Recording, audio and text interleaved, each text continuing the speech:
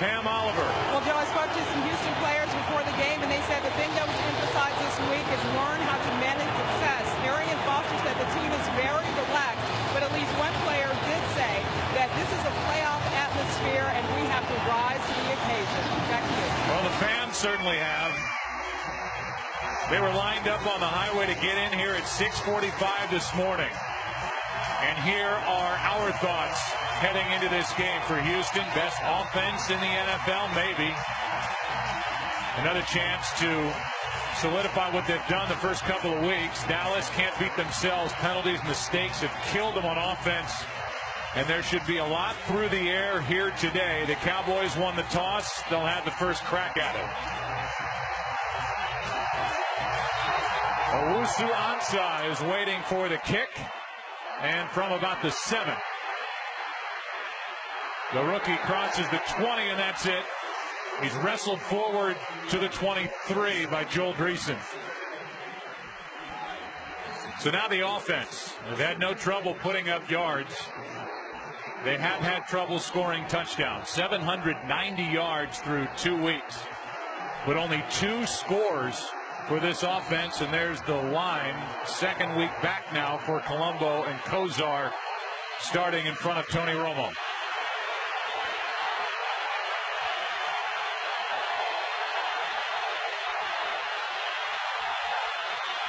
Marion Barber gets it and bounces it to the edge. Well pursued by Glover Quinn. 4-yard pickup. D'Amico Ryans was out there. And those two combined on the stop.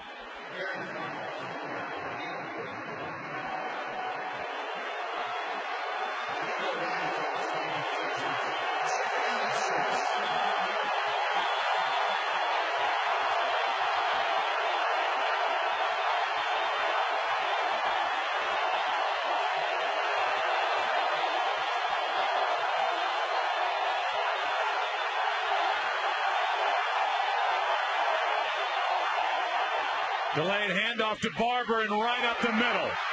Marion Barber to the 39-yard line, a gain of 12.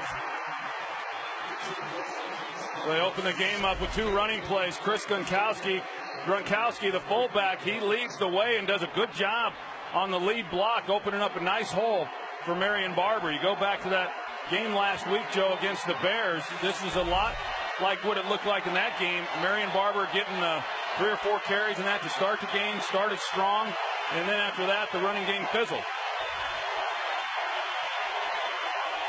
Play action. Martellus Bennett, the big tight end, hurdles a tackle and picks up 14. Went right over Eugene Wilson. He is starting the back end at the free safety position. We'll give you a look at the defense for the Texans. They have given up a ton of yards here the first 2 weeks, and the problem has been a very young secondary. And they start a rookie at right corner in Kareem Jackson.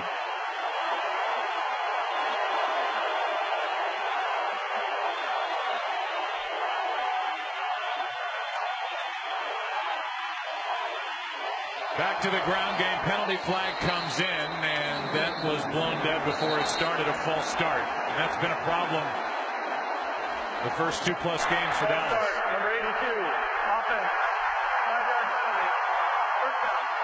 They came into this game, Joe, offensively as the most penalized team, actually tied with Oakland in that category. And here in recent years, anytime you're tied with Oakland in anything, it's not a good thing. But they have gotten drives going through the first 2 weeks of the season and have established some rhythm, only to have a penalty set them back, and then, like we're seeing here, facing 1st and 15.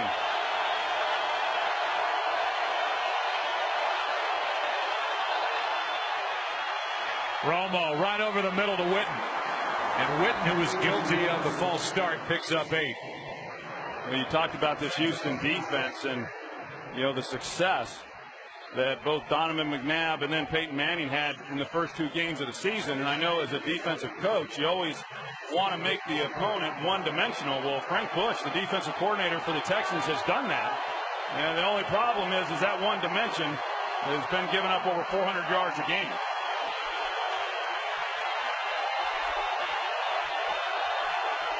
Dave Manning lit him up, then Donovan McNabb last week.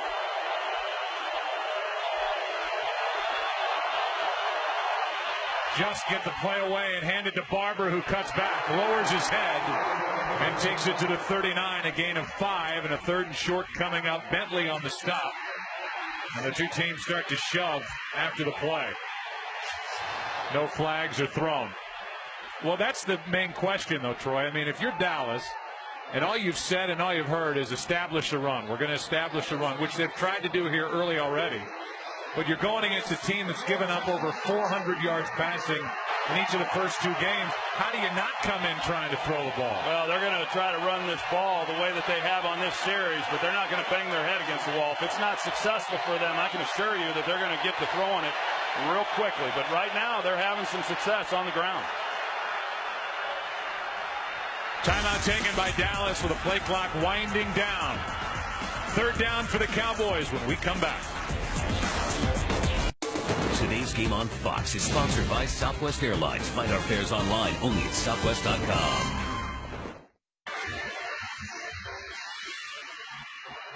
One of the toughest tickets in a long time here in the city of Houston. 2-0 Texans, 0-2 Cowboys. 3rd down and 2 for Dallas, opening possession.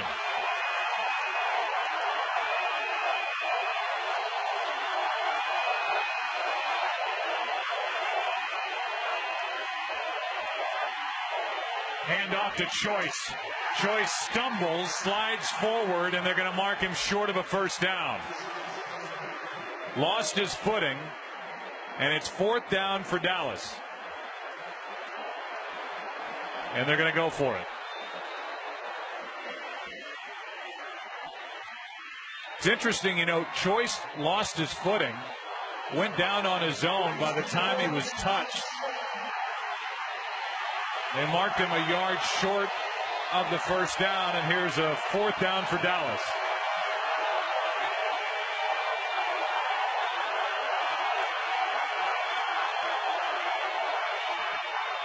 They pitch it. Felix Jones has got a leap, and it depends on the spot.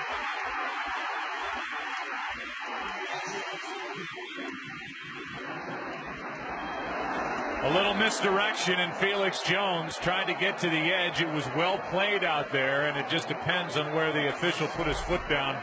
Glover Quinn was out there to help. Well, you saw Jason Witten in a great position there on Glover Quinn. Normally a tight end's going to win that battle, but Quinn does a great job of pushing Jason Witten right back into the ball carrier, Felix Jones. Initially, it looked like he was going to make that 1st down without any problem, but an excellent play there by the corner.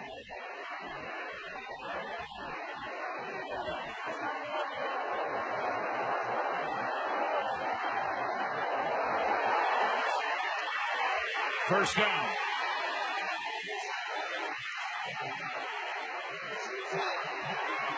You go back and take a look at the block. Jason Witten is stringing it out. Glover Quinn recognizes that Felix Jones is going to try to go to the outside, and he pushes Witten right back into the ball carrier, and that's what made it a much closer conversion there than what it initially looked like it would be. No team in the NFL has thrown the ball more the first 2 weeks than the Cowboys so far. 7 plays, they've run it 5 times.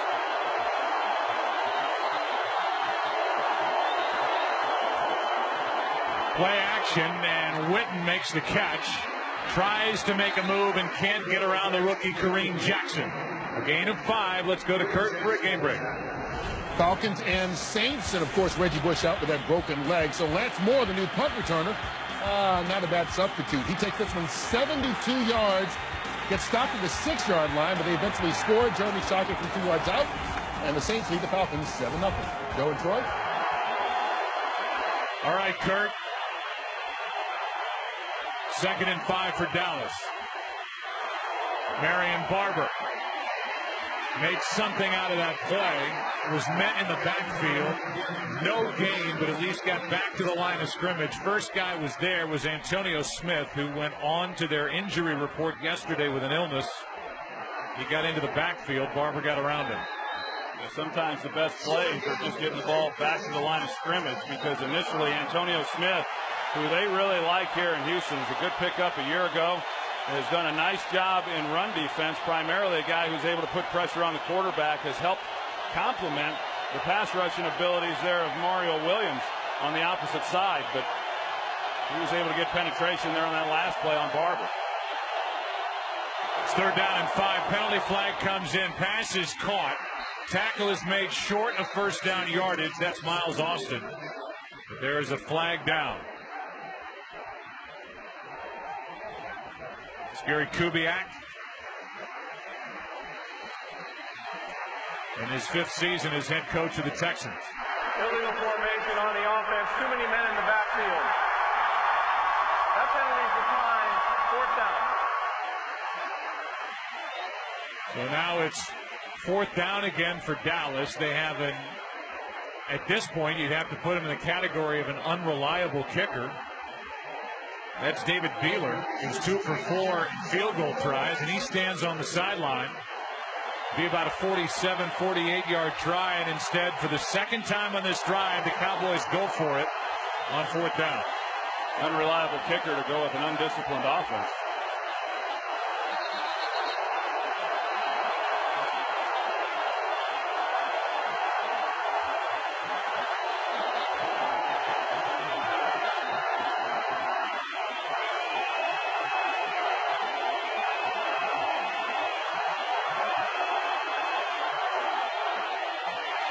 Romo's in trouble.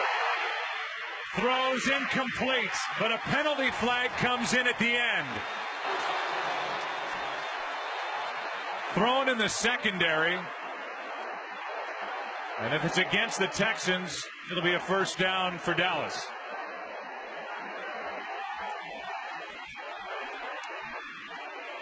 Pass interference, number 82, offense.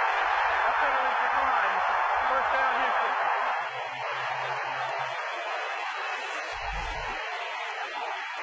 You see at the top of their route, Joe, where Jason Witten was in contact with Bernard Pollard. They pass on the field goal try and can't convert on 4th and 2. Today's game is sponsored by Budweiser. Grab some buds and be a part of the Budweiser National Happy Hour on September 29th. The Dallas Cowboys went for it twice on 4th down during that first possession. You know, if you're going to pass on points on the road with a 47, 48-yard try by Beeler, indoors, elements not a factor, and go for it there, he shouldn't be on the team. They decided to go for it, don't make it, and now Houston starts with a completion to Jacoby Jones for 7. Let's go back and take a look at this last play. Now, watch the sharp choice here. This was set up to be a screen pass, and that's why Jason Witten at the top, he was just blocking Bernard Pollard. The ball was never intended to be thrown to him, but they covered that awfully well, the Texans defense did, and then Romo's just trying to make a play. And that's why they called Witten there on that penalty. Second pass, second completion, this time to Andre Johnson, good for 12. Well, coming off a huge game last week against the Washington Redskins and the touchdown to send that game into overtime, and they get the ball to him right away here in this game. Outside leverage technique there by Terrence Newman at corner, and opens the door there for Andre Johnson to run the slant. Pretty easy pitch and catch. If you haven't seen much of Andre Johnson, he is big, he's strong, he's fast, he's tough. He's pretty good. Led the league in receiving yardage the last 2 years. Delayed handoff, it's Arian Foster. Shoves a stiff arm into Terrence Newman and picks up 12.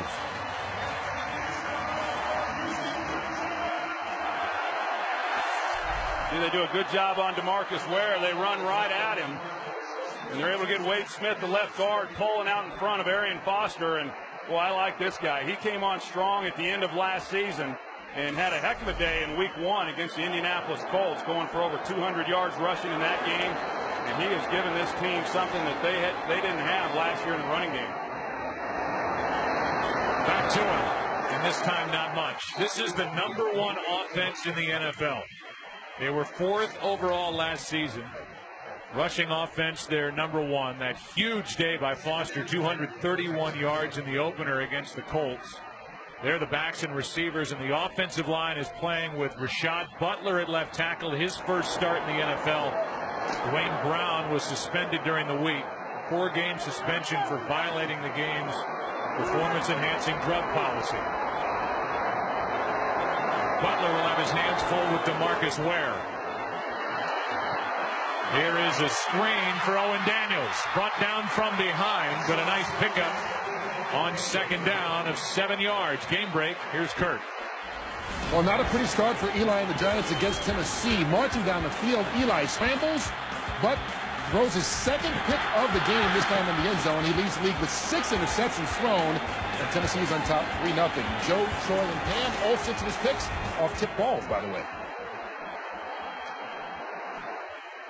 And that's the first one that looked like he threw it left-handed, trying to make something happen. And the interception in the end zone. Now it's 3rd down and 3 for Houston. 4-man rush. And Schaub is brought down from behind, and it's DeMarcus Ware.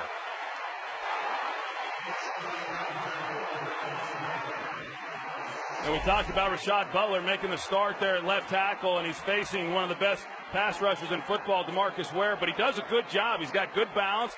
He holds up well, and he's expecting the ball to be out by then. But the Cowboys playing zone, they're predominantly a man coverage team, and they were able to drop linebackers under the receivers where Schaub was wanting to go. That was more coverage sack than anything that Butler didn't do right. And that's the second of the year for DeMarcus Ware, and the loss of 10 knocks Houston out of field goal range. The punt by Turk. It looks pretty, but it bounces into the end zone. 42-yard punt, a net of just 22 yards. Field position, no score, first quarter. Today's game on Fox is sponsored by the new 2011 Lexus IS, wheeled precision. By Panasonic, see what amazing looks like on the Panasonic Viera Full HD 3D TV. And by Sprint, the Now Network. Promising start to that drive by Houston. It stalled, basically was finished on the sack by DeMarcus Ware. So the Cowboys start at their 20.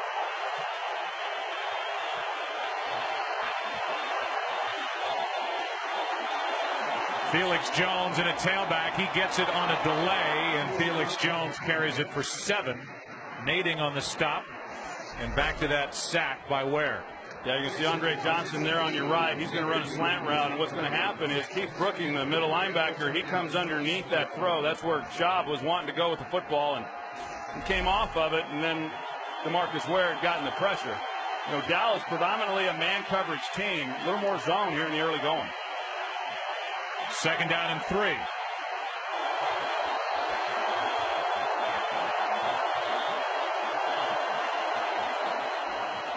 Jones again, and this time he goes nowhere. Adibi in to make the play for Houston. Yeah, this is kind of what happened last week against Chicago with Brian Urlacher and Lance Briggs. They were able to shoot the gaps, and the linemen just were unable to come off of those linebackers. And you know, they're playing downhill, and Xavier Adibi, he was on the backside, and he's able to just knife his way right through that offensive line without any blocking and then make the play. They've run it more than they've thrown it. It's 3rd and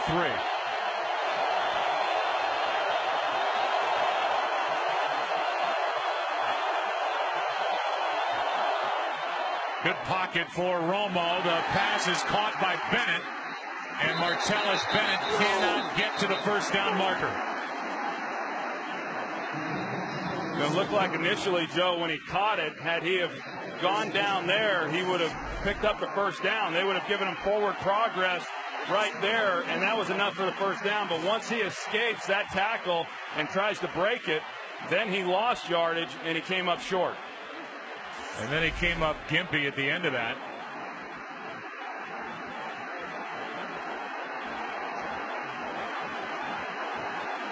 So it's 3 and out.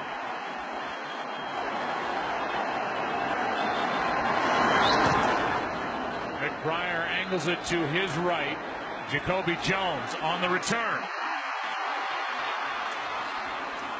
And a good play made downfield by Sam Hurd. 6 yards on the return. Texans have it. Second time. First quarter, no score.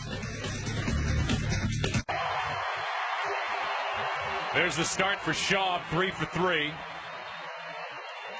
Threw for a franchise record 497 yards last week against the Redskins on the road.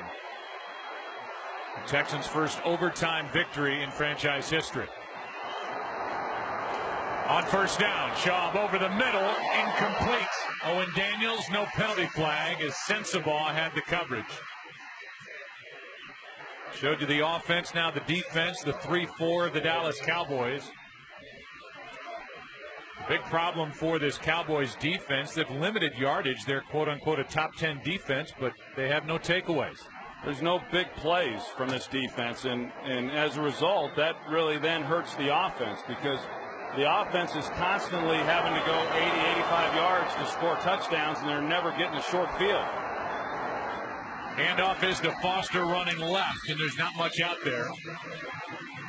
Sensabaugh up to make that play, a gain of just 3, 3rd and 7 coming up. You know, and I think Houston is still really trying to figure out exactly what they have when it comes to the running game. I think if you looked at their numbers, you'd say, well, what do you mean? This is the team leading the National Football League in rushing after 2 weeks. But a big part of that is because they were so successful week 1 against Indianapolis. Last year, this team wasn't very good running the football, and it hurt them. And I don't think that when this season ends, they're going to be the best at doing that. But if they can be a top 15 running football team to go with what they have in the passing game, this offense is going to be one heck of an offensive unit. Penalty flag on the play. The pass for Jacoby Jones. Good for a first down, but there are 2 separate flags on the field, as opposed to 2 combined flags, I guess. Doesn't really make a whole lot of sense, but it seems to be 2 fouls on the play. And it's looking like it's going to be against Dallas. Both of those flags. Both separate ones. Offside, number 93 defense. That penalty is declined. The result of the play, first down. So both officials on each end of the line threw the flag, and it's against Anthony Spencer. Rashad Butler is doing a good job there on that backside against DeMarcus Ware, and then there's the route. Jacoby Jones, this is a guy who they feel has a lot of talent, just has to develop a little more consistency in his play. Here's Foster, hits the hole hard, and Arian Foster picks up 10.5, and a first down for Houston. Well, it's a good job by Chris Myers, the center, and this is what they like to do. You're going to see the center here, and he leads the way and does a good job, you know, in that zone blocking scheme. He gets the push there on Marcus Spears, and then he gets up to the linebacker level. And then with Arian Foster, I know in this zone scheme, what you want out of a running back is a one-cut guy who once he makes a decision, he gets heading in the hole north and south, and Arian Foster is outstanding at doing that. Now it's Slayton, his first carry, and Slayton's bottled up in the backfield. We go to Kurt Menefee for a game break. Buffalo and New England. Randy Moss with the touchdown catch, the 150th of his career. Only Jerry Rice has more with 197. Joe, Troy, and Pam at 7-3. New England on top of the Bills. All right, Kurt, thanks. Here a loss of 2 on that carry by Slayton, and Foster gets right back in there. And Randy Moss is looking for a big payday. He's in his contract year this season. Already had his little sit down with his head coach.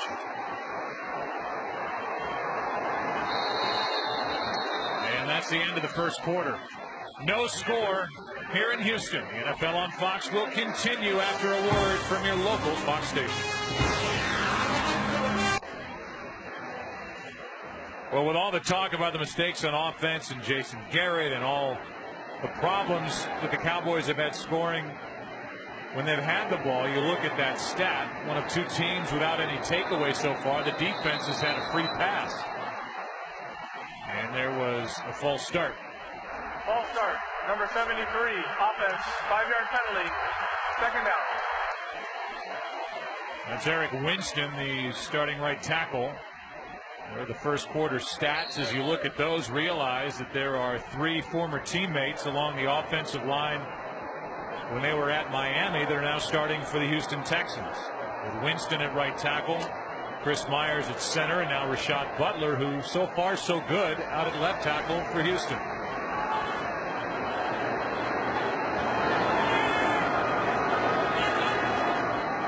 2nd and 17, and they set up a screen for Foster, and that was well played by Scandrick.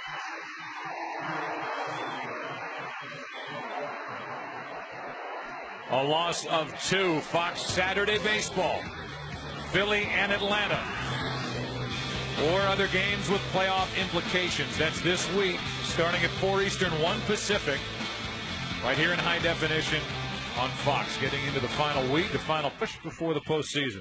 And this is what Gary Kubiak wanted to avoid. Dallas has been awfully good through 2 games on 3rd down, and it's not easy 3rd and long. And they hand it off to Foster. Has some room to run. And how about 3rd and 19, handed off, and Arian Foster has a 1st down.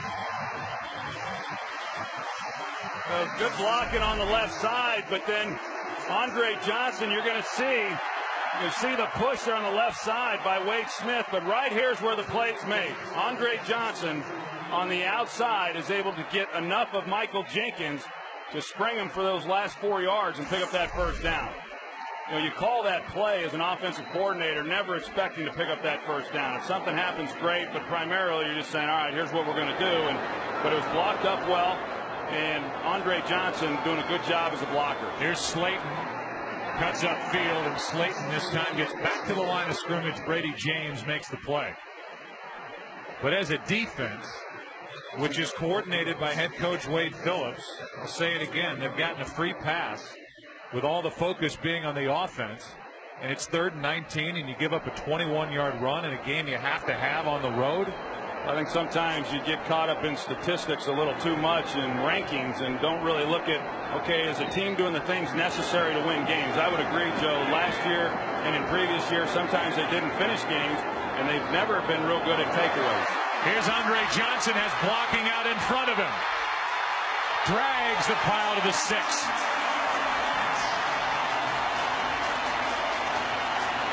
Well, I'll tell you, Joe, Rashad Butler, for a guy making his first NFL start, I think has been awfully good here in the early going. He comes out here and does a good job on Michael Jenkins. You see him leading the way. Wade Smith also gets out. This offensive line has been really solid here in giving Matt Schaub time to throw the ball, but they've been good in creating some lanes for Arian Foster, as well as getting out in space on the necessary defensive players. 1st and goal. It's Foster right side. Takes it down to the 5. A gain of 1. Rashad Butler, who gets that first start at left tackle, was originally a 3rd-round draft pick of Carolina back in 2006. But he developed colitis, which took away his energy, took away his appetite. He lost a ton of weight. He was cut by Carolina in 07, signed here. They figured out his problem, got him on the right medication, and now he's getting a chance because of the suspension handed to Dwayne Brown, and he's making the most of it. Until that play right there. It looked like he might have been the one moving. False start, number 78, offense, 5-yard penalty, 2nd down. But I think, Joe, in talking about Rashad Butler, as you see him, flinch right there, that you never really know, even though in talking with the coaches and Matt Schaub, they really were confident coming in. This guy, hey, he's played enough, he's been around, he's been in the system, we've seen what he does in practice, and when he has had his opportunities, he'll be fine. But you always wonder how a guy will react when he puts the pressure on himself, making his first NFL start. I tell you, so far he's passed with flying colors. Here's one to the end zone, and there was a lot of contact. Pass was over the head of Kevin Walter. No flag. Terrence Newman back there in coverage. We oftentimes have talked about the Cowboys and the weapons that they have offensively. This Houston team, they've got some weapons as well, and Kevin Walter is certainly one of those. He's been exceptional this year, and he's one of those guys who can just kind of do it all, and he's a dependable guy. And I know that as a quarterback, you never have enough of those types of players when you know they're going to be where they're supposed to be, and then make the plays for you when you need them. It's 3rd down and goal. Schaub drops it off for Foster. He'll have to do it himself. There's nothing out there. And if nothing else, the Dallas defense holds on a goal-to-go situation, a gain of 4 in the field goal unit. will come on for Houston. Michael Jenkins has an opportunity. He fails to make the tackle, but then Scandrick is there and gets a little bit of help. But, you know, even though Houston was able to do some things offensively and a nice drive there by them, they've got to be disappointed that they weren't able to come away with anything more than potentially a field goal. And a good stop down here in the red zone for Dallas. Now Neil Rackers will kick the game winner in overtime last week. Drills a 24-yarder. And the first points belong to the home team. Texans on top of the Cowboys 3-0.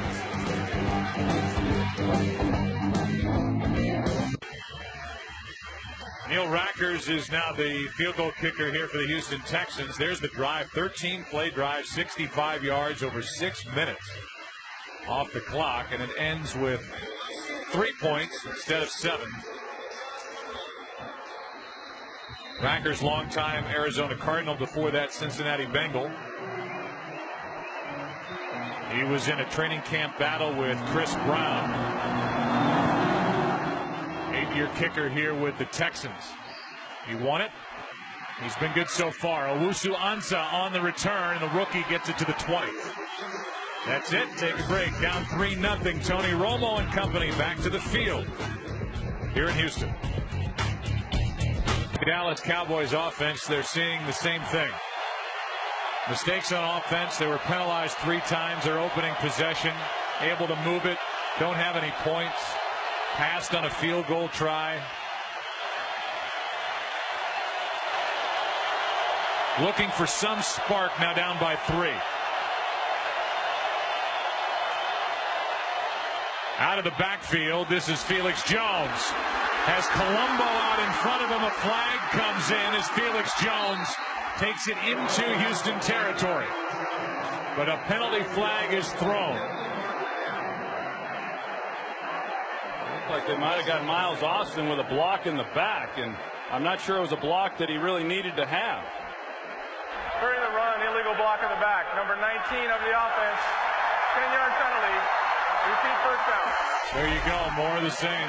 Yeah, you're going to see Glover Quinn. He gets in front of him here, and then that's the push in the back. And I'm not sure that with that block or without that block that Glover would have been able to make the play. You see Mark Colombo, the right tackle, as well as Leonard Davis. It was like a track meet. Nobody had to block anybody. And initially it looked like there might be a score, but just a bad decision there by Miles Austin. So instead of a 1st and 10 at the Houston 48, it's 1st and 20 at the Dallas 10.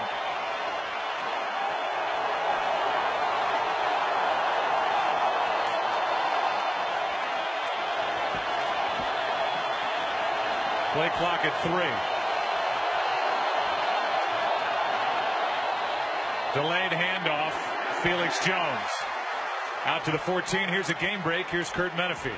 Like the Cowboys, Minnesota looking for its first win, facing Detroit down 7-0, but doesn't get much easier than this. Percy Harvin with a dive to catch the pass from Brett Favre. 24-yard score. At 7. Joe, Troy, and Pam. And he was iffy during the week with more migraines. He gets the action today and gets the first touchdown for the Vikings to tie it. Next one will be number 500 for Brett Favre. It's 2nd and 16. Here's Roy Williams. And Williams was bottled up immediately by the rookie Kareem Jackson. 20th pick overall in the first round out of Alabama. Well, and you think about Dallas offensively to come out on first down and have the big play to Felix Jones, and then, you know, once again, and I know Cowboy fans who have been following this team this year, they're used to seeing that. Every time there's a play down the field, virtually, then there's a penalty that sets them back. It's hard to call plays for Jason Garrett when you're constantly looking at first down, second down, and long.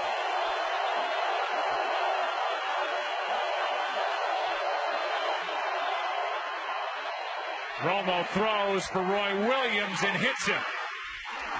And a big conversion on 3rd down for Dallas as Roy Williams is good for 20 yards.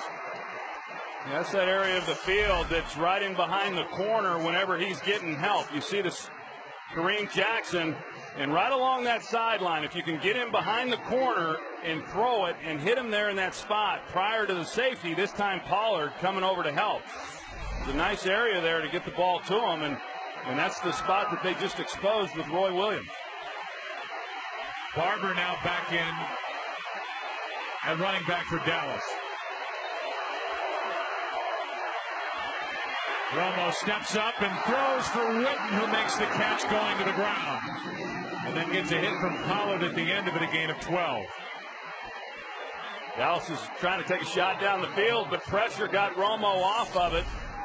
They had a post route deep, but Romo's able to get it out, and a nice catch by Jason Witten, hauling that one in. Witten coming off of the concussion last week, didn't get to play towards the end of that ball game, and he went down and looked like he might have banged his head on that play. Here's Barber. Barber right into Zach Dials. And a formed tackle for a gain of just 1.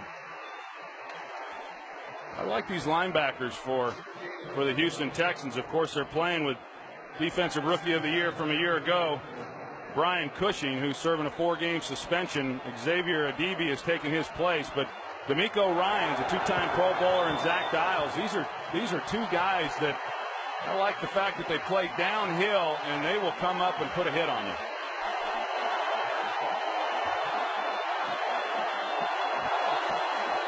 Second down and 9. Romo's going to go for it all down the sideline. A twist, a catch, incomplete. Des Bryant. Rookie on rookie, Des Bryant on Kareem Jackson. You know, Des Bryant here ran a double move. Take a look, and I thought they might have called pass interference on Kareem Jackson. Looked like contact made before he made the catch. But on the outside, they were trying to set up the rookie Kareem Jackson with a little bit of a double move. And that's probably one area where Des Bryant needs to get a little bit more polished. But he's playing. He was limited in practice this week. He's got fractured rib. And he had to take a little medication before this game in order to get out here on the field and play.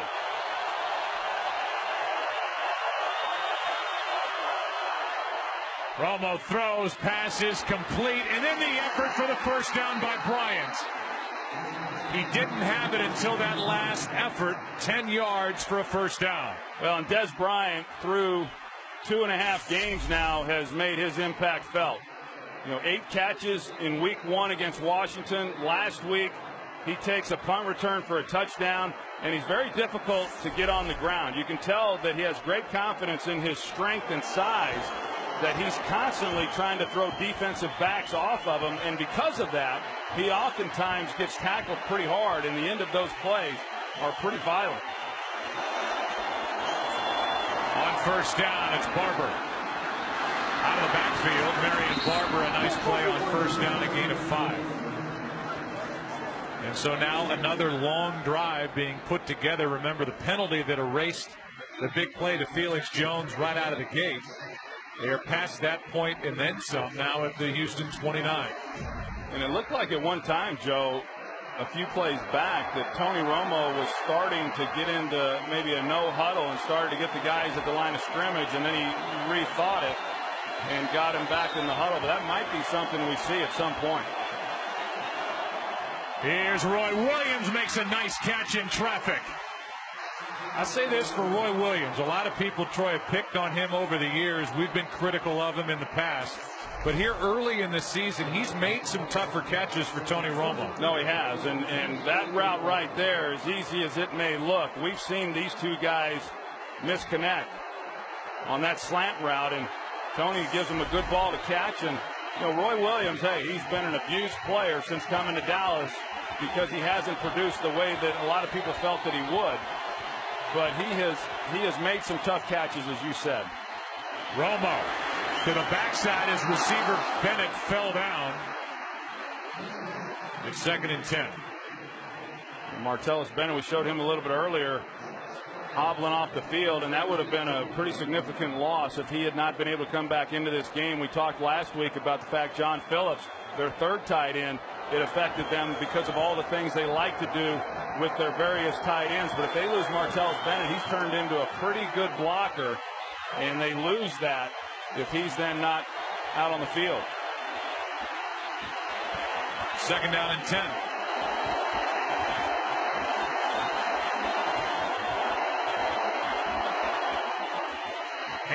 is to Barber. And the play is made by Antonio Smith. No gain. Antonio Smith, he comes right through Leonard Davis, the right guard. Leonard Davis is about as big a guy as there is in the league, and you're going to see him come right through here and make the tackle on the backside.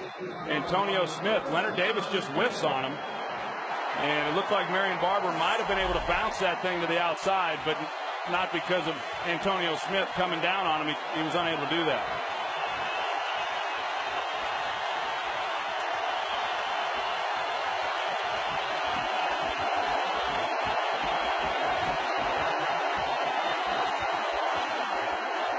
Romo, catch made by Austin. What an adjustment by Austin, who is wrestled down inside the 1 by McCain. Well, you can tell the timing that, and the trust, more importantly, that Tony Romo has in Miles Austin. He turns this ball loose at the top of this route, and you see how quickly it gets on Miles Austin. The ball's away from him, but he's got exceptional hands.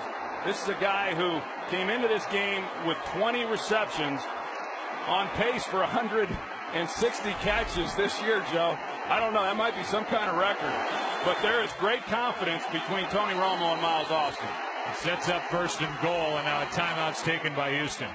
It hasn't been easy on this drive. There have been a couple of big 3rd down conversions, but Romo has the Cowboys at the Houston 1. It's already been 12 plays. The Cowboys on this drive have converted 2 3rd and 9s, 1 3rd and 10 to set themselves up inside the 1 with a 1st and goal down by 3.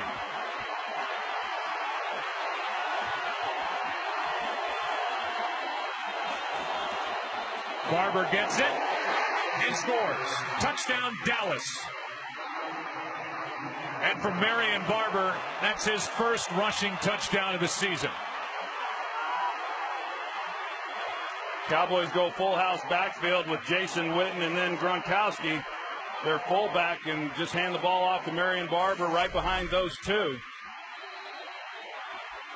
And before there's any contact, Barber's already in the end zone. Nice drive there by the Cowboys. That is the 50th career touchdown for Marion Barber, 44th rushing. And it puts Dallas on top for the first time today. Miles Austin with a big conversion on that drive. He was a part of it. Is Wade smiling? Oh, you bet. 7-3 Dallas. Long drive put together by Houston, netted 3 points. Marion Barber trying to charge everybody up on the sideline. The long drive by the Dallas Cowboys gets 7. The Cowboys, while showing the run early, they went down the field through the air.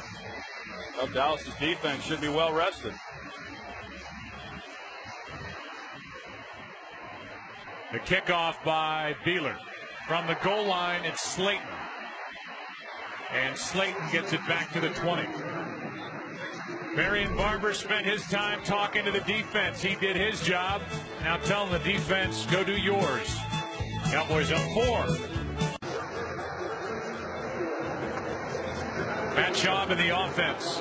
Set up at their own 20, down 7-3.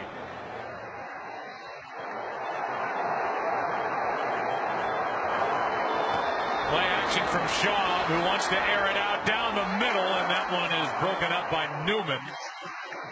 Andre Johnson, the intended receiver.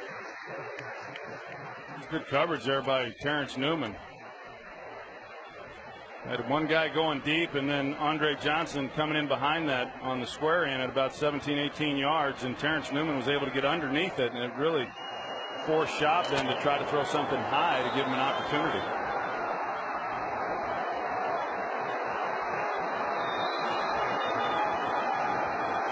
On 2nd down and 10. Handoff is to Foster, running right.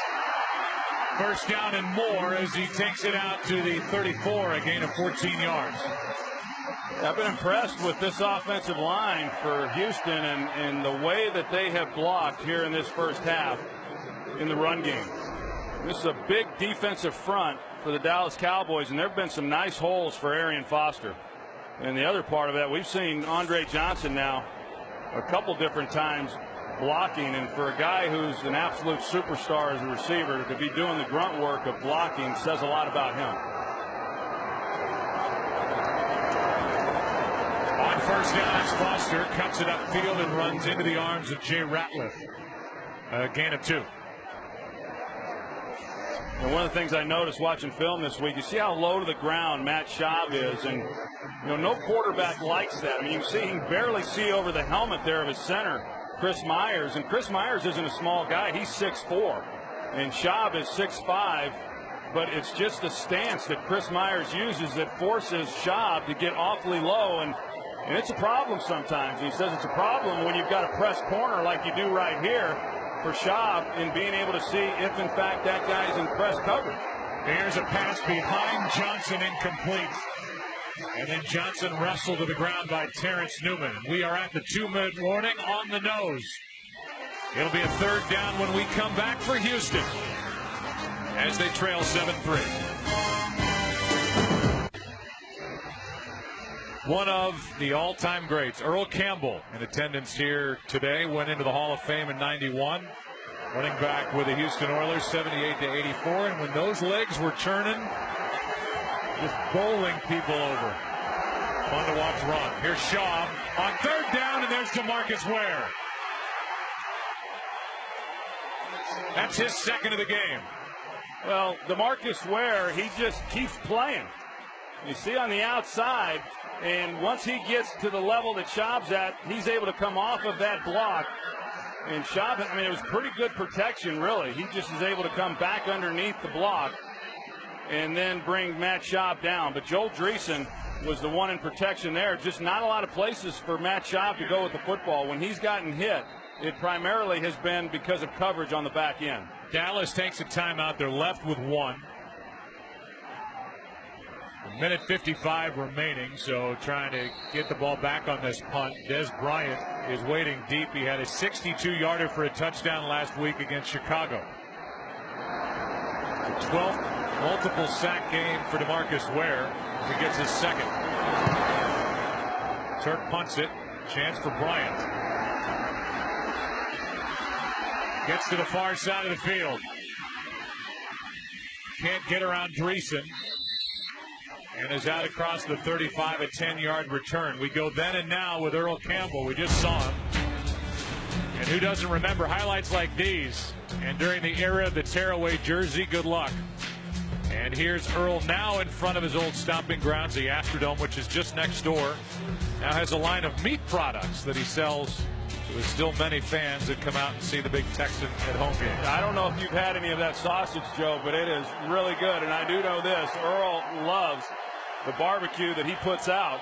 And what an all-time great guy. I mean, you said a 7-year career. When you watched him run and the way he pounded over people, it's amazing that he even played that long. He was awfully fun to watch. On first down, it's Felix Jones, and Felix Jones will bounce it for 10+. He gets 12 and a first down. Pollard on the stop for Houston. Well, you thought early on, while the Cowboys wanted to establish the run, and they did in their first possession, it would be weird for them to steer clear of the pass. That's how they got it down the field the last time they had it for the touchdown. And now the completion over the middle to Witten for 6. Well, and this is just an area of the game where I think Tony Romo is really excelled over the years. There's few times, whether it's at the end of a half or at the end of a game, where he doesn't put his team in a position to score points. Here's Witten again. He's got a first down for Dallas. And how about the hit by the rookie Kareem Jackson? He just launched himself into the body of Jason Witten trying to knock the ball loose. Well, I know Frank Bush, the defensive coordinator, said that's one of the things they really like about this young man is that he's not afraid to come up and hit. On first down, sideline Bryant. Penalty flag is thrown, and Bryant is in for the touchdown. But a flag is thrown. I think Bryant may have gone out of bounds. Kareem Jackson worked him to the sideline right there, and then sure enough. Number 88 of the offense. That player went out of bounds, returned, and was the first to touch the pass. 5-yard penalty. Repeat first down. Yeah, you hear the call there that once you get forced out of bounds, even if it is a force out, you can't then be the first guy to touch the ball as Bryant was on that play. So it's another offensive penalty. This one takes points off the board and moves the ball back to the 42. And now just 27 seconds left. And remember, waiting on the sideline is David Beeler in his first year as the place kicker for Dallas. In that area of the sideline, you know, in that two deep coverage that Houston has been running at times, that's the area that Dallas has been able to exploit. Pass is incomplete, and a penalty flag will come in as Kareem Jackson interfered with Miles Austin. I thought that was a good call. You're going to see his right arm. Good route there by Miles Austin. The right arm goes around the waist there prior to the ball arriving. And the official was in a great spot to make that call. Defense, automatic, first down. Called the wrong number. It was clearly on Kareem Jackson, who you knew coming out of college, a Nick Saban coach defensive back at Alabama, a very hands-on coach at that particular position. He'd be ready for action immediately, and he's been tested. He's had some tough times, but he's out there, sink or swim for Houston.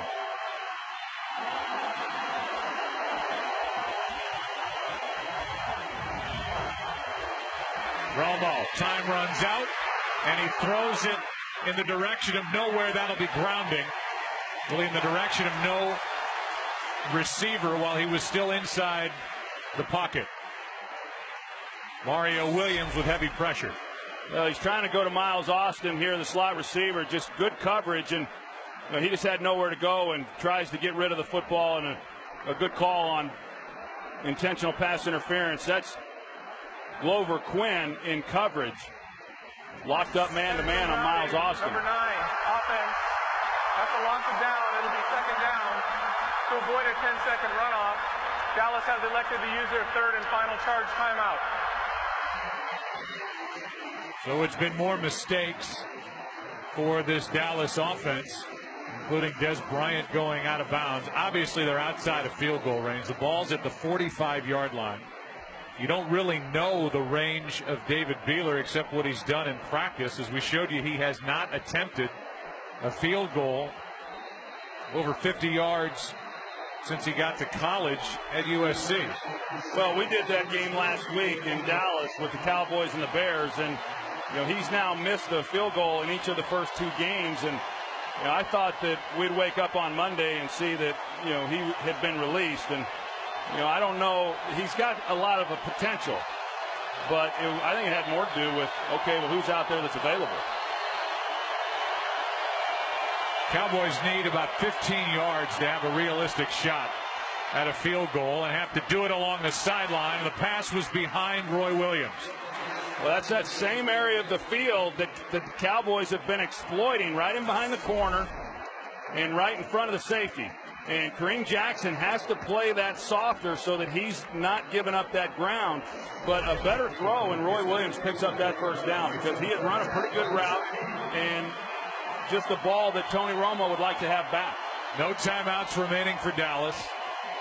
They need something along the sideline, and again, about 15 yards to give Beeler a chance. Yeah, and the Houston Texans now are in a true prevent defense with basically 4 guys deep. Romo steps up and slings it. The catch is made by Witten, and they're saying it's a good catch, and that puts Beeler in field goal range with 1 second left. Well, you don't usually get that one at home, do you? You know, the catch and then to still have 1 second left on the clock. And that's about as close as it can get. Obviously, any review as to whether Witten had both feet down in time would come from the officials' booth. Yeah, I think they should be reviewing that, too. So does Gary Kubiak. Previous play is under review. If it stands, it's a 49-yard try by Beeler, who is just barely hanging on to his job. So do you think Beeler wants them to get this completion or not? I was wondering the same thing. I think you could make a case that Witten had both feet down by the time he possessed it right there. The question is, I think maybe even got the right foot in. before he got out of bounds. I think it's that right heel, too, at the initial time of the reception. The booth review will come back and get the call after this.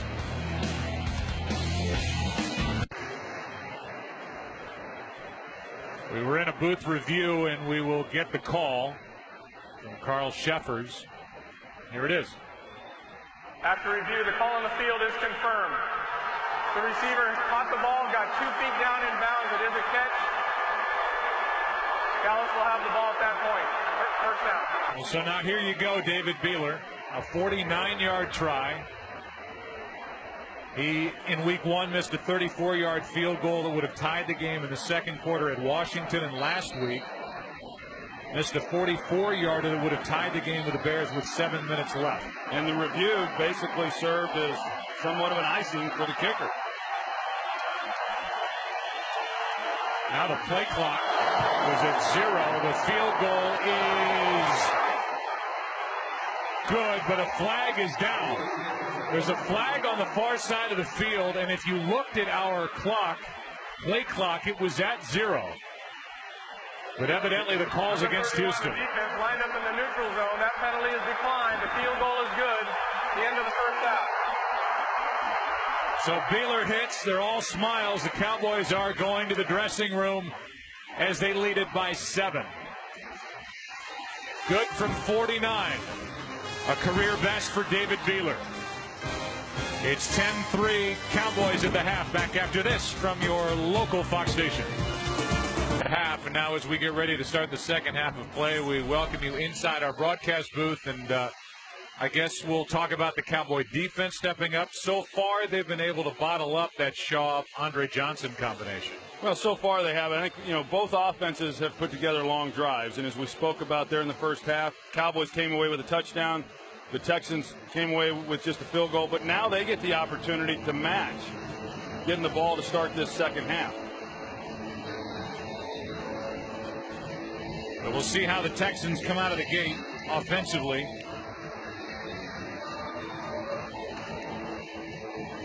As Beeler kicks it away. Got to be a bit relieved hitting that 49-yarder. Has yet to rack up a touchback so far this season. He led the NFL in that category last year, and Slayton returns it for 18 yards down to the field, and Pam Oliver. Well, Joe, the Texans displayed a lot of bravado as they walked into the locker room. One player, I heard him say that, all we got to do is get our hands on the ball and they can't stop us. Gary Kubiak couldn't agree more after 3 offensive possessions only for his group. He says we have got to flip that this half and we'll be okay. Back to you. All right, Pam. So, yeah, only 3 times with a football for the team that was ranked number 1 in the NFL in team offense coming in. And they hand it off to Arian Foster, and making that hit was Brady James, a gain of 4. I think the other part of this, too, Joe, is that, a 7-point deficit for the Houston Texans going in at halftime. That's nothing for them. I mean, compared to what they came back from last week. And I think it really kind of started the last game of the season against the New England Patriots, the way they came back in that game. Talking to these players, it carried them into the offseason. But, to come back from 17 last week, heck, this is kids play right here. 2nd down and 6. Foster cuts upfield. Takes it across the 25 to the 26, gain 4, 3rd and a couple coming up. And here are the offensive leaders for the Houston Texans. The record of 2-0, taking on the winless Dallas Cowboys. Schaub has started this game 7 for 11, 66 yards after throwing for 497 at Washington last week. Well, the biggest thing, we see Arian Foster and how productive he's been on just 10 carries, 73 yards. They just haven't had the ball, and they've got to get their defense to stop, to make some stops so they can get more opportunities offensively. Toss to Foster running right, and Foster has enough for a first down. A gain of 4, sensible on the tackle. Arian Foster was undrafted out of Tennessee. He had a good career there. Had a disappointing senior season. He was signed here, was on the practice squad last year for the first 10 weeks. 256 yards down the stretch, had a 119-yard game in his first start week 17, and it carried over to that huge day against the Colts week 1. The Texans say he runs with a chip on his shoulder that he's had there since he wasn't drafted. I hope nobody knocks it off. Derek Ward is in the lineup, and this one is broken up. Brooking made the play, and the flag is thrown. Andre Johnson, the intended receiver. And Keith Brooking came in and zone coverage again, and he gets there before the ball arrives right across the headgear. Flag came in late, actually.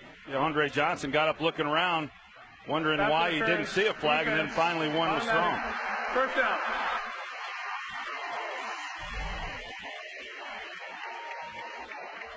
Brooking is a guy who's a 5-time Pro Bowler.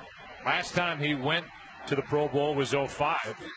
He's never missed a game in his career, and now he's basically on the field the entire game defensively for Dallas.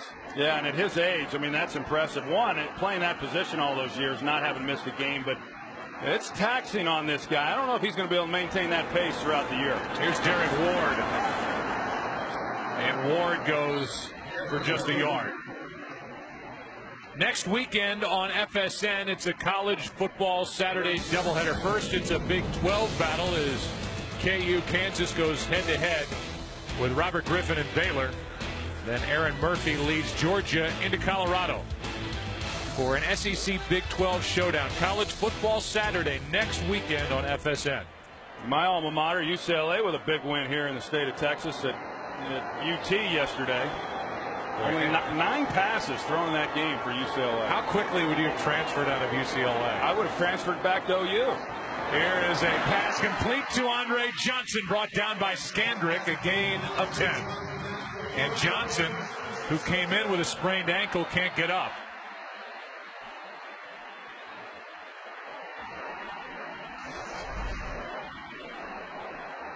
Was in man coverage there, but you're right. I mean, he was able to play through that last week. Talked to him before the game. He said he felt pretty good, but you could see him the tackle down low around his ankles.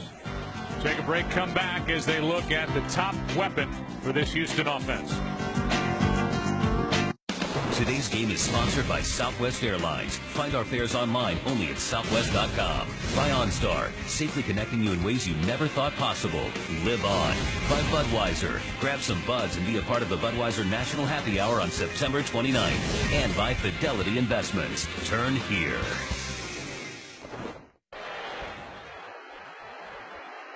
Andre Johnson needed a lot of help and took a long time to get to the sideline. But look at his right lower leg as on first down, Schaub hits Vontae Leach out of the backfield, gets a block from Owen Daniels, and a big play for the Houston fullback. 17 yards to number 44. Nice job by Matt Schaub. He's trying to get the ball down the field. You see the mastering that he has of this offense, knowing exactly where his check down is, his outlet to get the ball out in trouble. And Vontae Leach, and it's a nice block there on the outside, getting him a few more yards. You know, Andre Johnson going down, Joe, that's a third of their passing production from a year ago. I mean, it's an understatement to say what a big loss that is. On first down, play action. And the pass is behind the intended receiver, Foster. So this is the play where Andre Johnson went down. You can see that right ankle, and that's the ankle that he was nursing coming into this game from last weekend, and that didn't look good. You said it, Joe, the way that he got up and with the assistance that was required to get him off the field. I know he was able to come back in last week's game and have a heroic effort, but I don't know, that might be asking a little too much here today. It's about as much attention as somebody can receive on the sideline, and why not? Led the NFL in receiving yardage the last 2 years. Off to a great start again, and now Arian Foster goes nowhere. And it was Stephen Bowen in on the stop, a loss of 2. 3rd and long coming up for Houston. Yeah, you talked about it, 1,500 yards the last 2 years, and probably would have gotten 1,500 yards in 07, but he got injured and missed, 8 games or so that year, and was on pace for another 1,500-yard season. And then in 06, he led the league in receptions. I mean, this guy has been quietly one of the most productive wide receivers in all of football for quite some time. 3rd down and 12.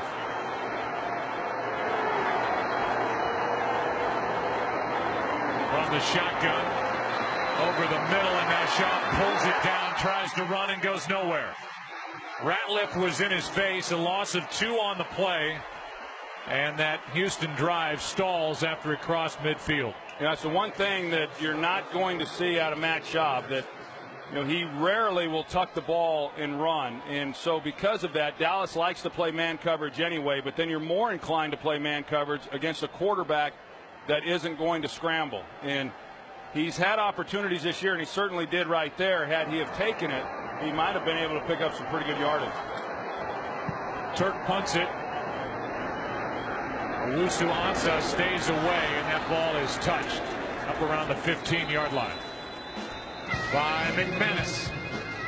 They're going to mark it just outside the 13. Dallas with the football and a 7-point lead. The offensive leaders for the Cowboys, who lead by 7 and start at their own 15.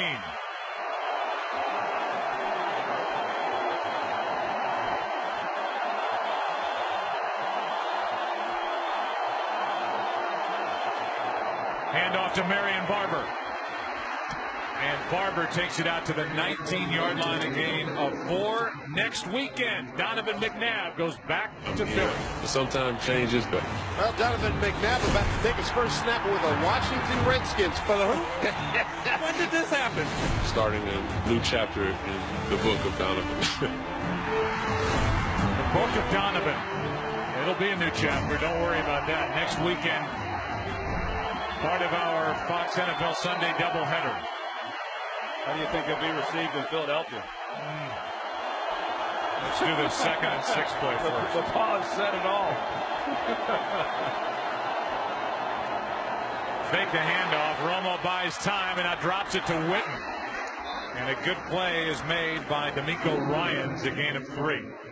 Andre Johnson's trying to lace him up tight to get back on the field next time Houston has the ball. I think if I were Matt Schaub, I'd be over there lacing him up for him. I'd be like that shoe clerk, trying on a new pair of shoes. Instead, Schaub's talking to Greg Knapp while the Cowboys face 3rd and 3.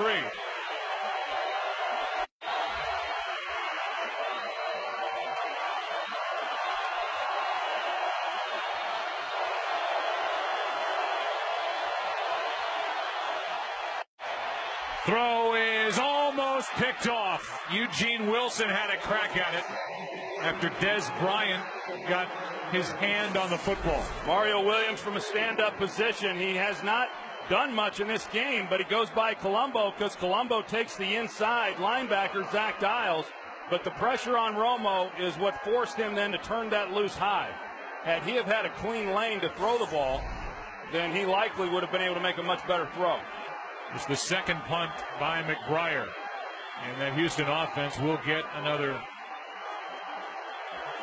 crack at it with the football after the defense does its job. Jacoby Jones just inside the 20. Nice move along the sideline and then nowhere to go. 58-yard punt. 7-yard return. Will Andre Johnson be in the huddle when we come back? His team down 7. Today's game is sponsored by Chevrolet. Every model is backed by a 100,000-mile, 5-year powertrain limited warranty.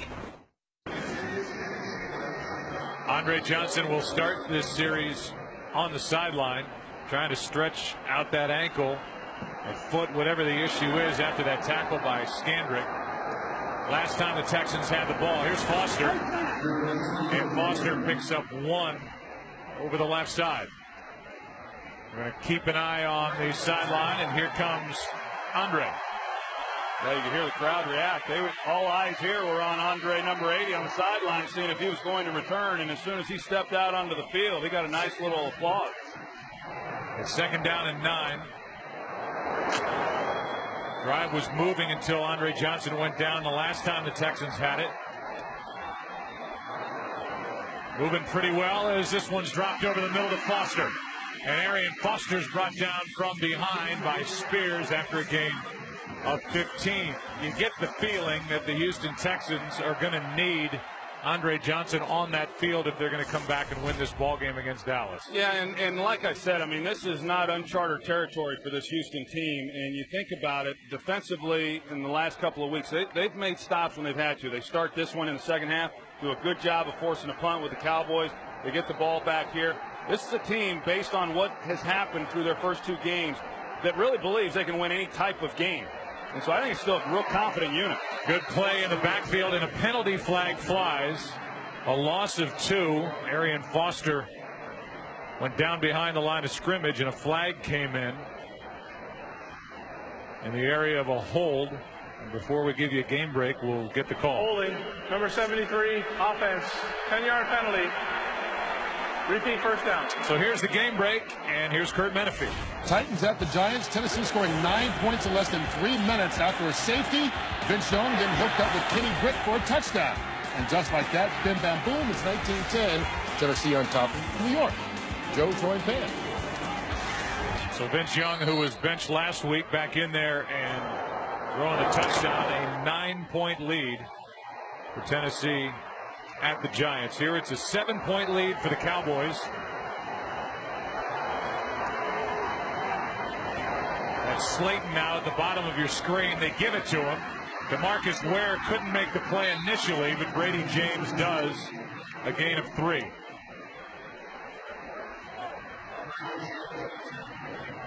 Slayton, who was the leading rusher for this team 2 years ago, 1,200-yard back in 2008. Last year had a shoulder injury, was shut down at the end of the year, just 437 yards to lead this team in rushing. Really has not made an impact in this game here this afternoon. Here's Andre Johnson.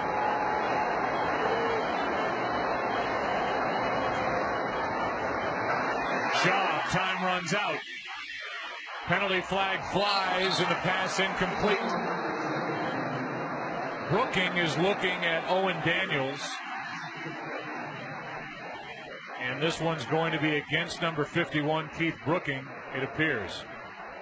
Yeah, it was right. The flag was thrown where Keith Brooking was. Contact. Number 21, defense, 5-yard penalty, automatic first down. But they call it on Michael Jenkins against Andre Johnson. You can see he's in press coverage. And Andre Johnson, right there is a grab. He's trying to get underneath. Actually, a pretty good swim move there by Andre Johnson, trying to get back to the middle against that inside leverage technique by Jenkins. And then Jenkins grabbed hold of him. And, he's not at 100% either. That's pretty tough duty right there, being asked to lock up one-on-one against Andre Johnson. It's a big penalty. It's only 5 yards, but instead of 3rd and 17, it's an automatic first down. And now this one has Jenkins in position. And Mike Jenkins with the interception, and the Dallas defense has its first takeaway. Yeah, and during that route, Andre Johnson, he stumbled at the top of it. I don't know if it had anything to do with his ankle or not, but he gets tangled up. Open it up for Jenkins. Cowboys take over. The defense took one away. Dallas up 7. The first turnover of the game for either team. It belongs to the Dallas Cowboys. 151 opponents' pass attempts since their last interception. 176 opponent snaps since the last Dallas takeaway. They start at their 10, up 7.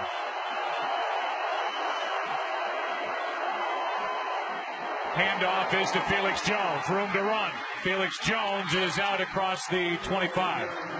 Yeah, Dallas comes out to open up this series. They go with 3 wide receivers, which forces then Houston to put 5 defensive backs on the field, weakening their run defense. And then they go with the handoff draw to Felix Jones, and a lot of running lanes for him.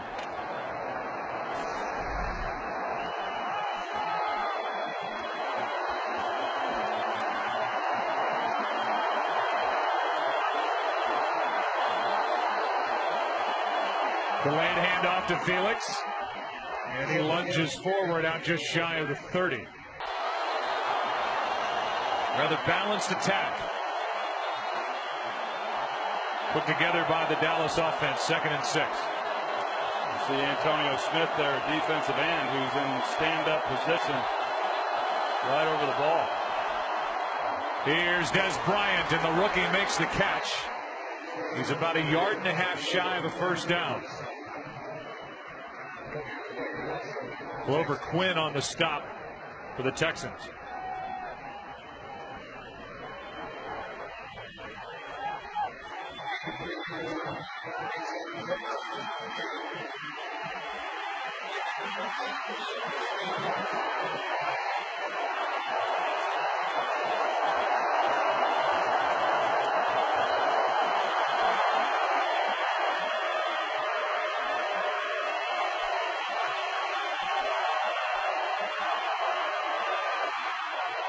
On 3rd down and 1, the pass is complete. And it's Sam Hurd who picks right now for his first catch of the season. 11 yards on 3rd down, and what a good throw by Romo. Yeah, we saw Mario Williams get pressure on Romo on the last series, but other than that, we really haven't seen him do too much. And Mark Colombo, just one-on-one against him, does a good job of keeping him from being a factor. And they come with the slant route. Sam Hurd picked a nice time to come down with his first reception of the year. 7 different receiver Romo has found in this game. That was good for 11. Hurd stays out there.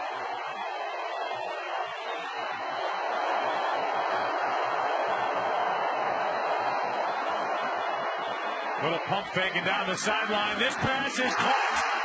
The reception made by Des Bryant. It wasn't bad coverage there by the second-year man Bryce McCain, but a perfectly thrown pass. You're going to see that Des Bryant gives Romo at least a little room to throw that ball, and he dropped this one right out of the helicopter and lands it right into Des Bryant's hands. A perfectly thrown pass. And Des Bryant, who the Cowboys traded up to get, who had the punt return for a touchdown last week, is good for 30 yards. That's his 3rd catch. And now a roll to the right, wide open is Bennett. And you're starting to see some of the weapons that the Cowboys and their fans have been waiting for to show up. That was good for 11 yards and another first down. Well, I know the Cowboys have run the ball more in this game than they did the first 2 weeks, and they've had some success doing that. But this team has always been about big plays, and they get those in the passing game, and with those big plays, that's generally when you come away with points and score a lot of points in the course of the game. We've seen now 2 pretty nice plays in the passing game.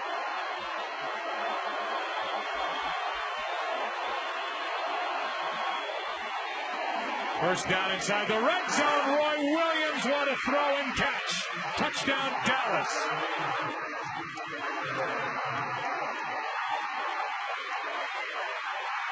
They targeted Bryce McCain again, and McCain was talking to the official as if there should have been offensive pass interference. Press coverage. Roy Williams with an excellent release. There's nothing there. I don't know what McCain's complaining about. That was an outstanding release off the line of scrimmage against press corner by Roy Williams. He sticks him to the outside, gets the separation, gets McCain off balance, and then just straight up the field, and another well-thrown ball by Romo. He was picked up in a trade from Detroit in 2008. Last year, Roy Williams had only 38 catches all year. He gets his first touchdown of the 2010 season, and he has been much more of a factor here early for the Dallas Cowboys than he was at any point last year. Romo, a couple of good throws. Cowboys up 14.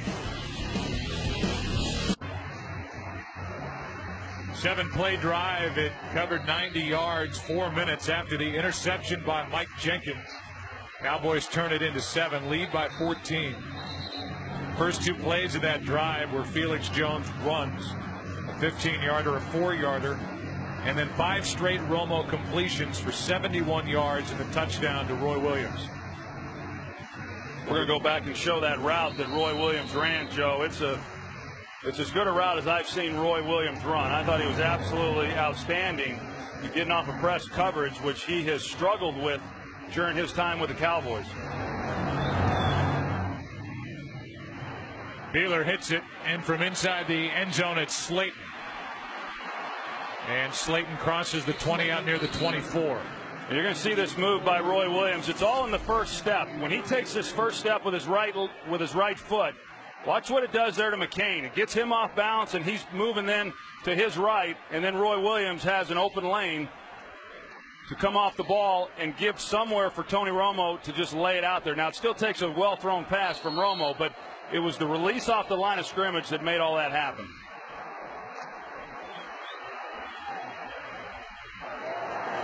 And Tony Romo, with his welcoming committee along the sideline, now watches the Dallas defense as the Texans are down by 14. Penalty flag flies as Foster gets it. A gain of 3, but the flag is down. Offside, number 99 defense lined up in the neutral zone. 5-yard penalty. Repeat first down. Well, Shansky doesn't agree. This is a Dallas team that had a players-only meeting on Monday after losing their home opener last Sunday to the Chicago Bears. Terrence Newman had questioned the environment around practice, trying to get things a little tighter. They stumbled a bit early here in Houston, but in a game that the Dallas Cowboys need to win to avoid going 0-3, they lead by 14 points on the road. Their offense is scoring touchdowns. Here's Foster. Foster can run. Jenkins forces him out inside Dallas territory near the 45. Well, that left side of the offensive line, Rashad Butler and Wade Smith, look how they collapse the backside. And then Arian Foster has to be able to see that and put his foot in the ground and get headed up north and south. And that's part of this offense, that you've got to look for the cutback lanes. A lot of times on the backside, these offensive linemen want to get the defenders on the ground. That time they just collapse the whole left side. Arian Foster has great vision. He's able to find the hole. It's been a 100-yard day for Foster as Derek Ward carries it, and that's the first running back to go for over 100 against this Dallas defense in 20 games. You know, Joe, you talk about that player-only meeting. I was a part of some of those, and I never did like them because, one, you only have them when you're losing, so they're never really a lot of fun to attend. You never have them when you're 3-0 or playing well, and then typically you come out of those meetings and you feel like you got more problems because everybody has an opinion and a voice as to what the problem is. You come out of those meetings thinking that things are a heck of a lot worse than what you thought when you went in. And but yet, having said that, sometimes they can be positive, and if the Cowboys go on to win this game, then I think they'll look back on that and say it was something that was very helpful. Jay Ratliff needs help getting off the field, dinged up. It's been a long week for him, long couple of weeks. His grandparents, Arletha and Willie, a World War II vet, died in a house fire in Hayhira, Georgia on September 15th. Funeral was Wednesday. Last week plays today. He's flown to the funeral private airplane of Jerry Jones, and he is a vital part right in the middle of this 3-4 defense. Right over the middle, Jacoby Jones to the 25. And that will end the third quarter with the Texans on the move. They need to move it. They're down by 14, 1 quarter to go. The NFL on Fox will continue after a word from your local Fox station. Schaub is 12 for 18, just completed one to Jacoby Jones to set up a first down at the Dallas 27.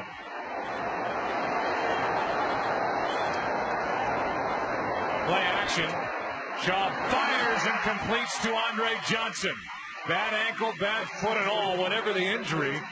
He is retaped, ready to go, and good for 15 yards. Well, this time they put Terrence Newman on Andre Johnson one-on-one, and you know, you can see, even though with a bad ankle, the respect that he gets from Terrence Newman, because Newman's not going to crowd him too much because he has the speed to run by you. And you look out there and see that much field one-on-one. I don't know how Matt Schaub could think about going anywhere else with the ball. And he's going to have one-on-one right here as well. Rolls out to his right, underneath Owen Daniels. Touchdown. A delayed call. He looked like he was down short of the goal line, but they say touchdown. And that might get overruled. Let's take a look here and see. Yeah, there's no question that he's down prior to crossing the line. And if it was ruled a fumble, then it would be a touchdown because Jacoby Jones recovers it in the end zone. But this is down by contact. And they'll be putting this ball on the 1 yard line. Short of the goal line, it'll be 1st and goal at the half-yard line. So one official overrules the other. No challenges needed. Wade was ready, though, wasn't he? He had the flag right in the right hand. Well, this is the boot off the stretch play that they've been so successful running with Owen Daniels incoming across the formation. Well-designed play. And a good correction there by the officials. Owen Daniels, a big weapon who went down in Week 8 last year with a torn right ACL. Still working his way back into game shape.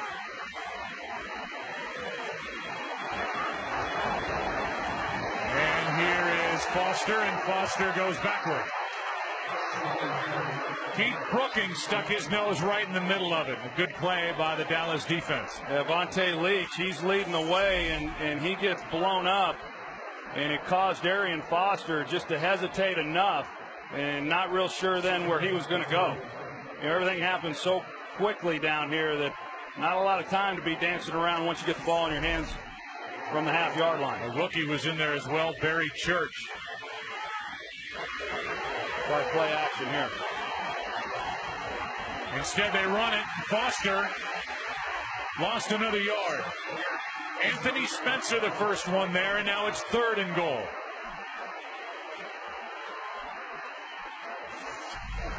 Well, you're going to take a look here at Anthony Spencer. Got Joel Grayson there on him, and he's able to get a push back, and penetration down here is what kills you offensively trying to run the ball. And I believe Kubiak was looking at this as 4-down territory. Field goal doesn't help him, so he's thinking, hey, we can run it 4 times and get it in, but they're going the wrong direction. Now it's 3rd and goal. Play action now. Schaub flips it, and that'll be pass interference all day on Brooking. Never turned around defending Owen Daniels. Brooking had a tough day last week in coverage, and he's had a tough afternoon here today as well, and he never gets turned around. Owen Daniels trying to go up and make a play. By both teams on the play. Pass interference, defense number 51. Holding number 73 offense. Those penalties offset. Replay 3rd down. That's a big offsetting call as they get Eric Winston on a hold, because instead of a pass interference in the end zone and a 1st and goal back at the 1, you replay the down. 3rd and goal from the 3. Well, you see him at the top of your screen. And Eric Winston, talking about bad days or tough days at the office, Eric Winston's had a tough day as well. We've called his number a few times on some penalties. I had a chance to see him on Friday at Friday practice, shook hands with him, and I got to be careful what all I say about him. He's a big man. It's 3rd and goal.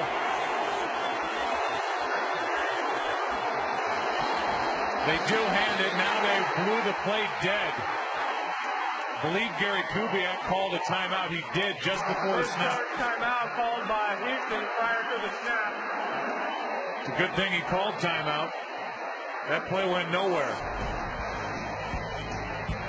Kubiak had called it. First one taken in this second half. Today's game on Fox is sponsored by Farmers Insurance. We are insurance, we are farmers. By Coke Zero.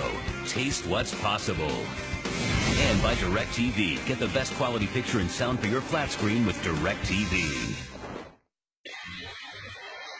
Gary Kubiak, like his mentor Mike Shanahan, is the master of the pre-snap timeout. He iced Gano last week in overtime, and now here calls a timeout prior to the snap on 3rd and goal out of the shotgun, and there is Brooking. Well, it didn't look like Matt Schaub saw it coming because they free-released the back. Either that or the back was responsible, but the way the back goes out in the route, Arian Foster, you're going to see Brooking come right here completely untouched, and Arian Foster got his head around like he was expecting the ball thrown immediately, but clearly a mistake there offensively in terms of the communication as to what was going to happen with Keith Brooking if he came. And so now a 30-yard try by Rackers. Think about the initial call on the Owen Daniels catch. As Rackers makes it 17-6. First they said touchdown. Daniels took it off the board. Texans could not punch it in. And Keith Brooking makes the play for the Cowboys. Texans had first and goal inside the 1-yard line. They ran it with Foster, no gain. Foster again a loss of 2. Then on third and goal, a holding and a pass interference offset. Third goal again, a sack, a loss of 9 yards, and the field goal to make it 17-6.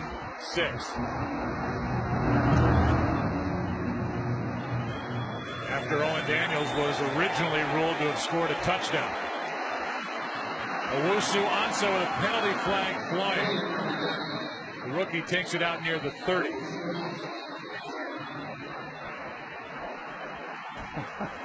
Neil Rager, he got right in the middle of that, and I don't know if he'll want to do that next time. He got knocked right on his butt. And there are 2 separate fouls as Kevin Bentley of the Texans got caught up in a fight out around the 40 with one of the Cowboys, so the officials will have to sort it out. Here's a look at Neil Rackers. He wanted to get right in the middle of this action, and there he goes. Maybe he's just trying to go toe-to-toe with David Beeler. You know, Beeler, I guess, played a little linebacker over there at SC. Right. You know, David Akers over there at Philadelphia, he's known to bow up a few guys, and these guys these guys aren't the guys that I played with. I know back not all that long ago. They're starting to get tough. Fouls on the play. Unnecessary, after the play was over, unnecessary roughness on number 52. Excuse me a minute. Okay. Wait, this is like a wanna get away commercial. Yeah. This is like a wing commercial. Huh? Hold on a second. I'll be right back. He's not laughing. Who says these officials take themselves too seriously? At least he smiled. He did. He did. There are multiple fouls on the play. Unnecessary roughness on the kicking team, number 52. Unnecessary roughness on the receiving team, number 57. Those fouls offset. There's also a holding, number 92, on the return team. All those fouls offset at the spot of that foul. First down, Dallas.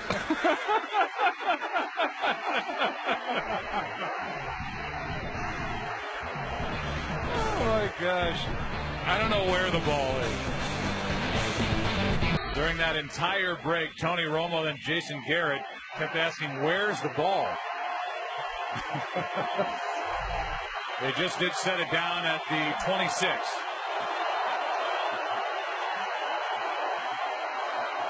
Delayed handoff to Marion Barber. Hit the hole hard, and he is to the 32, a gain of 7. I'd like to welcome the men and women in uniform serving around the world watching today's broadcast in 175 countries on AFN, the American Forces Network, and we thank you for all you do. I hope you're enjoying today's telecast as we come to you from Houston, Texas. And now Kyle Kozar, who missed week 1 after having a little knee procedure. May have gotten his ankle rolled in the middle of that pileup. And there it is, his right ankle, with Marion Barber bringing the tackler to him. Well, when he was out 2 years ago, missed a lot of time. I mean, that was always a position of great concern because they missed him not being on the field, and getting him back this year, coming back last week, has been big. You know, it's amazing that doesn't happen on more plays. I mean, we see a lot of it, but you'd think it'd happen on every play. You know, those guys and just a lot of bodies getting rolled up. Easy to see it happen. Second down and 3. Dallas up 11.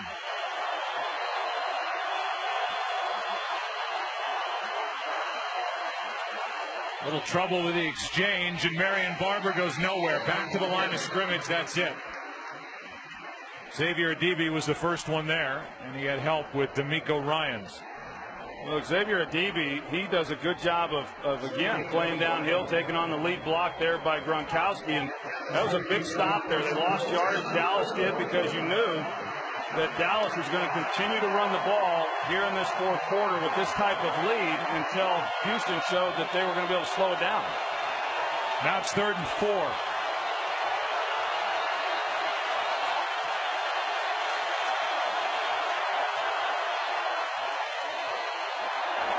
Leonard Davis may have flinched. Did the officiating crew see it? Well, it didn't look like they did if he flinched at all. Offside, number 94 defense, elevated to the quarterback. 5-yard penalty. The yardage results in a first down. I think you'll see that Leonard Davis, number 70, flinched. That's why they came across. Right there. Yep. And the officiating crew missed it, and that gives Dallas a first down because of the penalty. Antonio Smith is upset, and he has a right to be. Well, Houston in a lot of ways has looked like Dallas the previous 2 games. I mean, they've had a number of penalties. Of course, the touchdown that came back because of Eric Winston, but there's been a lot of penalties on Houston in this game that have hurt them a lot.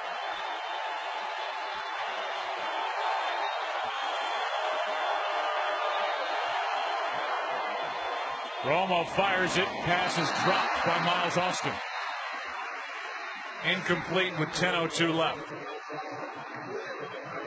We've seen that now 2 weeks in a row from Miles Austin. He just is not one of those guys. He's one of the most sure-handed guys, not only on this team, but in all of football. And he had a drop last week and then had another one right here. 2nd down and 10. He's going to have to catch some more balls if he's going to maintain his pace for 160 on the season. 10 in each of the first 2 games.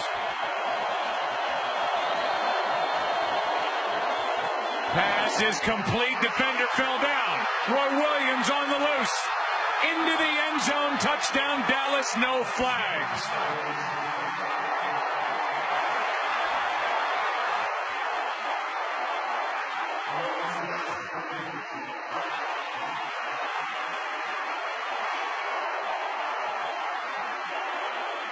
You know, we've seen it each week with Kareem Jackson, the rookie. That's who they're going to target, and then he just falls down. And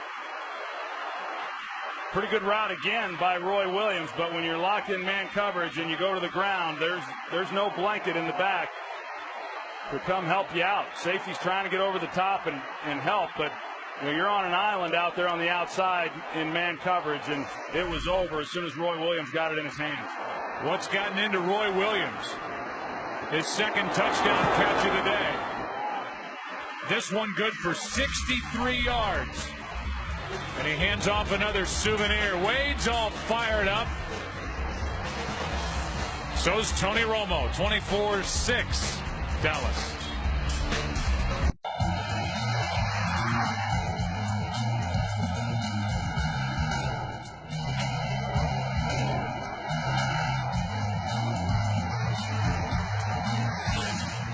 Roy Williams has 5 catches, 117 yards, 2 touchdowns.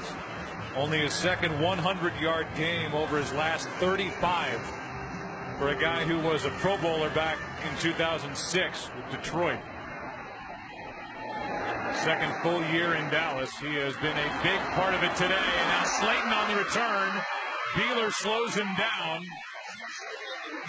And the return is across the 35-yard line. A 32-yard run by Steve Slayton back to the touchdown. Yeah, go back to the route. Again, an outside release and then back inside, and that's what threw Kareem Jackson off. And then when he stumbled, it was a touchdown. And, you know, that was a quick pass. You're going to see Kareem Jackson, you know, not real happy with himself on that. But that was a quick pass, and we've seen a few of those. The other touchdown to Roy Williams was a quicker throw. But Tony Romo has had no pressure on him all day. And that defensive front has got to do a better job. Tony Romo has completed 75% of his passes. I mean, this is like practice out here for them. And now Schaub gets rid of it to Owen Daniels as tight end.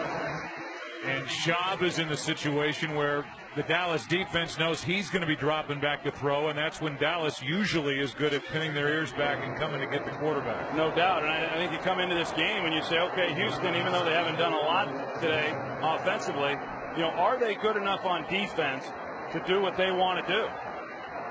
And for the third week, I think you'd probably say no. Inside handoff to Foster. And Arian Foster lost the football. And this Dallas defense has its second takeaway of the afternoon. They came in with none. Terrence Newman comes away with the second of the day. First down, Dallas. I know Arian Foster was trying to indicate that he was down already, but the ball clearly out before his right knee went to the ground. And you know, these running backs are a lot like wide receivers who say they're always open regardless of how covered they might be. Every time the ball comes out, they just assume that it was down by contact, but that wasn't the case there. It was Spencer who knocked it out. Terrence Newman who picked it up.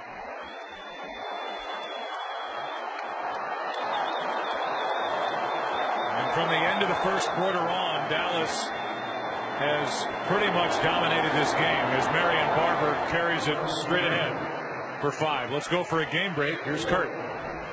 Falcons and the Saints in a good one at the Superdome. Atlanta takes the lead here in the fourth quarter. Roddy White with a 22-yard reception from Matt Ryan. Atlanta now leads at 24-21. A game that's been back and forth all day long, Joe and Troy.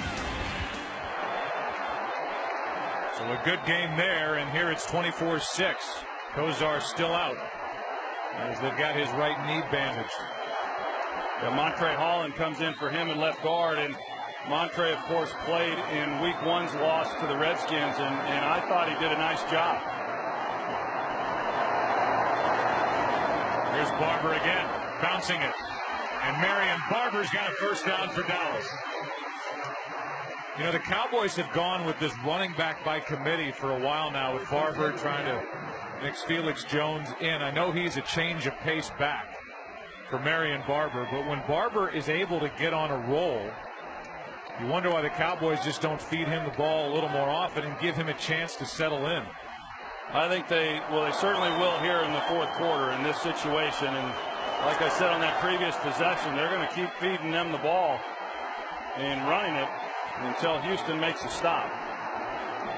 And we'll look back at this game and talk about how well Dallas ran the ball, but a lot of those yards likely are going to come here in the last 7 minutes of the game. Now Barber, the right side, spins away from one tackle. Got away from Ryans, a gain of 4. There it is since the first quarter. 313 yards of the 374 total put up by Dallas. Barber again. You want action, Marion Barber? You're getting it. And a gain of 1. You know, this game overall, Joe, I know coming in we were talking about, you know, what an aerial assault this potentially could be, and that's really kind of what I expected. You know, I thought if Matt Schaub was given some time to throw the football, he was under some pressure, but that they would really be able to take advantage of some things with the weapons that they have, and that just didn't materialize. And you know, even though Romo has thrown the ball extremely well, they've been able to run the ball really better than what I anticipated them coming in against this defensive unit of Houston's. It's 3rd down and 5.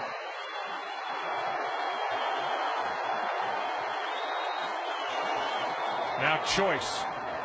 And Tashard is wrapped up at the 30, 2 yards shy of a first down.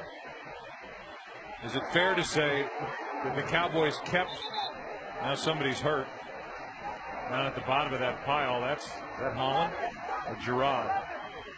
Looks like that was Gerard getting up a little slow. Got up slow. No help needed. I think the Dallas Cowboys kept them honest with the run, but still made the big plays through the air, whether it's to Roy Williams or Witten or whomever. No, that's the same game I saw, Joe, that they were able to get the running game going early and do some things that at least kept them off balance. And you know, as Jimmy Johnson talked about there at halftime, you know, allow them to control the clock and let their defense rest, which I think helped their defense. But the big plays came in the passing game, and that's why then they were able to score the points. Of course, the long pass there on the last touchdown to Roy Williams, but a lot of big plays there by Tony Romo and that receiving corps. Cowboys were showing that they would go for it here on 4th and 2, and let's step back and look at where we were coming into this game. You had the Texans going for their first ever 3-0 start, taking on a Dallas team that was 0-2. So many questions. People wondering about the future of Wade Phillips, the offensive coordinator, Jason Garrett. I think all in all, they're going to come out of this game extremely happy with the way they came in and played. Well, this was a game, you hate to say must win because, we're not even out of September yet. But if you're 0-3, the likelihood of going on and making the playoffs isn't very good. So this was about as important a game as you're going to have, this early in the year. And, the reason a lot of 0-3 teams don't make the playoffs, or a lot of 0-2 teams don't make the playoffs, is because, quite simply, those teams just aren't very good. Well, that's not the case with Dallas. Dallas is a good football team with a lot of talent, and you knew that at some point they were going to get it going. And in a lot of ways, this was another kind of litmus test for the Houston Texans. Here's a completion to Des Bryant, able to hang on to the ball after a vicious tackle and a swipe at it by Bernard Pollard. And another completion, this time of 5 yards on 4th and 2. The one thing is that, looking at Houston defensively, that secondary is going to have to grow up in a hurry. And they're dependent on a lot of young guys.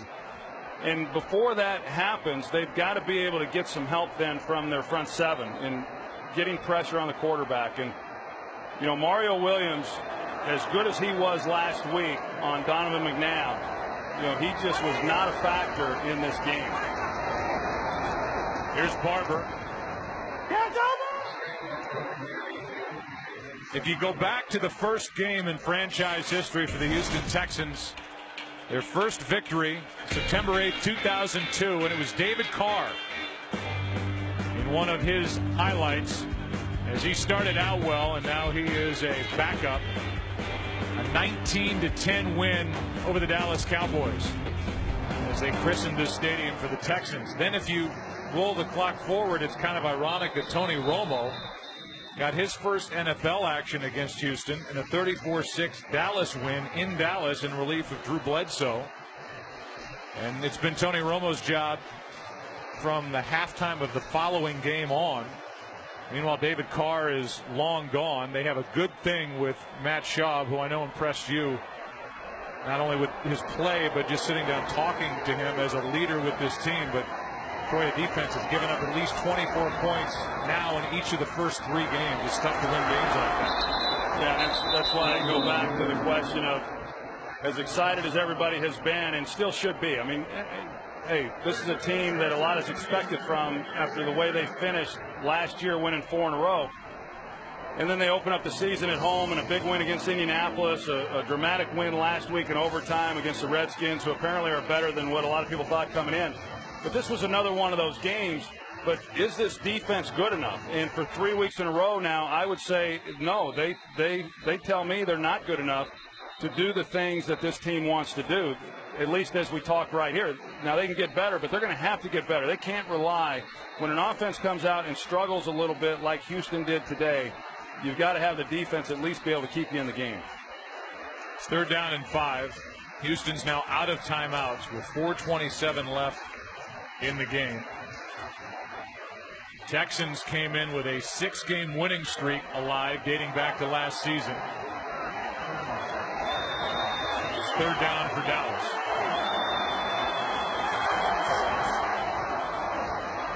Barber goes nowhere. The ball comes out, and Romo gets on top of it back at the 26. Loss of 1. Pollard was the first one there for Houston.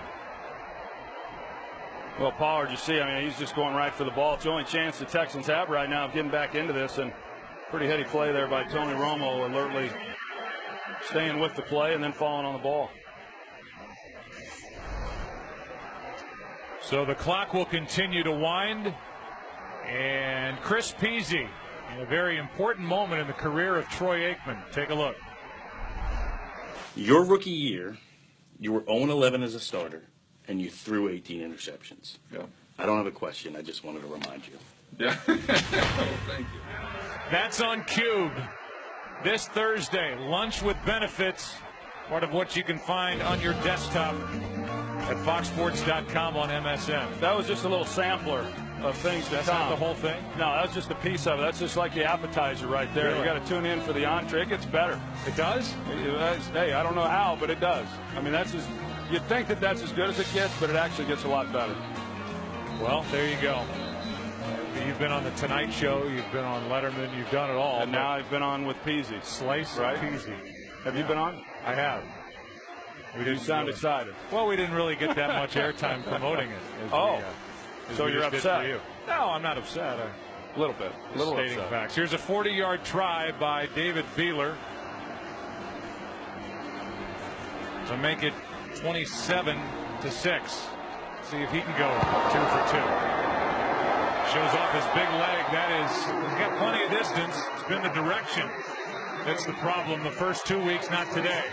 He's hit from 49 and now 40. And that makes it a 21-point game. Well, I think there's a lot of things to feel good about for the Dallas Cowboys coming out of this game, but David Beeler having the day that he had today is probably right near the top of that list. You know, these games today, as close as they are, and oftentimes coming down, as the Cowboys can attest to the first 2 weeks, come down to that, and now Colombo decides to come up and give him a little chest bump. But Beeler can handle that. I talked about that a little bit earlier. This guy's not your typical kicker. Playing linebacker, whatever he did, played linebacker some over in college, and I think he's volunteered. He ran down kickoffs in the past when he wasn't the kickoff he guy. He wanted to be on the punt team. You know, yeah. Good for him. Yeah, why not? Well, last year he was kind of an extra piece and somebody who led the league in touchbacks. He doesn't have a touchback yet. He does have 4 tackles on kickoffs. And now today, 2 for 2. He's hit from 49 and now 40. If he doesn't get a touchback here, keep an eye on him. He might have 5 tackles. Well, let's see. Slayton will return it eventually after dribbling it for a while, and Slayton is ripped to the ground by Victor Butler. How about an 0-2 start? That's where the Cowboys were coming in. The 93 Cowboys lost their first 2 games of the season. Emmitt Smith was holding out, came back, and won their next 7 games and ended up 12-4 on the season, and then beat the Bills in Super Bowl 28. Those were the days. Look at that face. The young Troy Aikman had the world by the tail. Well, and we've seen other teams come back from those types of deficits since then and go on and win championships also. This one is incomplete for Owen Daniels. Now you're a broadcaster. Yeah. Huh? How great is that? Oh, it's highlight. It's the best. Best thing that's ever happened to me, Joe. Really? Not only being a broadcaster, but then being broadcaster right alongside you. You know, 3 Super Bowls led to this moment for you, and I knew there'd be something in the fact of having won a few championships, that something good would come out of that. And yeah. Now I know. Huh? Can't get away from it every time I'm around you. Wonder which ring I'll wear this week. There's Walter making a catch, or actually, no, that's David Anderson. And David Anderson will bet you pennies to peanuts that he's ready to get in there and make something happen for this Houston offense. Now to the near side for Jacoby Jones and a gain of 5. David Anderson kind of kidding around. He's a special teams guy for Houston and somebody who likes to have a lot of fun. Now getting a chance. They're not going to run Andre Johnson back out there and test that ankle anymore as they trail by 21. Here's Foster. And that's Brady James making the play. Arian Foster good for 4 yards. Well, I think Houston definitely has some really good things in place offensively, and a lot of these guys obviously returning from last year's unit. And you know, we talked about Arian Foster throughout this game, and you know what he has meant to this unit running the football. And you know, for a group that struggled so much last year doing that and had so much success week 1, I think the jury was still kind of out. But this looks like it's going to be a unit that can run the ball fairly well all year. Passes out of the reach of Walter. The Houston Texans with a penalty flag down on the field back at the 40. Offside, number 94 defense lined up in the neutral zone. 5-yard penalty. Repeat second down. That's DeMarcus Ware, who has been credited, by the way, with 3 sacks in this game, looking for number 4. The Houston Texans next are at Oakland, and then home against the Giants, at home against Kansas City in their bye week. The Cowboys have their bye week coming up next, and then host Tennessee. Here's Slayton, and Slayton with plenty of room to run to the 40. You know, you talk about DeMarcus Ware having 3 sacks in this game, and you know, as we said, this was a big game for the Cowboys. And you know, when you get in these types of games, your best players have to play well. And DeMarcus Ware had been getting pressure on the quarterback, but he hadn't had the big plays or the sacks like we expect from him. And well, he showed up today. Here's a pass caught by the tight end Joel Greason. Bounces off a couple of would-be tacklers, good for 18 yards, and we're at the 2-minute warning here in Houston. Texans are staring at their first loss here in 2010. Today's game on Fox is sponsored by AT&T. Rethink possible. The bye week is next for the Dallas Cowboys. Then there are the next 4 games, including a date at Minnesota, a date hosting the Giants, and then they host Jacksonville. Here's Walter, far sideline, and Jenkins makes the tackle, keeps Walter in bounds, a gain of 5. Time permitting, we will give you bonus coverage of the Falcons and the Saints. Good game in New Orleans. 2nd and 5. Pass caught by Jacoby Jones, and he takes a seat around the 8. Meanwhile, with a win here today, Wade Phillips is in his 4th year as head coach of the Dallas Cowboys, will tie his father, Bum Phillips, the beloved head coach with the Houston Oilers, with his 82nd career win. Here's Walter for the touchdown with 1:15 to go. 7 yards and a score from Matt Shaw.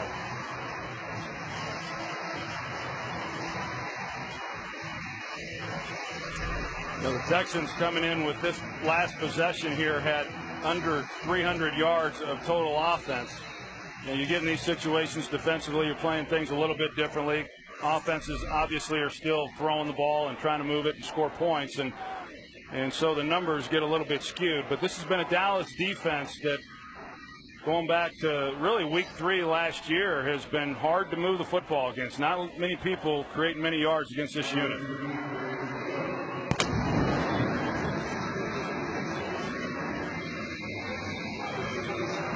So Wade Phillips, if the Cowboys hang on, and they lead by 14 with 1:15 left, he will tie his father, his 82nd career head coaching win in the NFL. And who can forget that legendary shadow? He is still beloved in these parts.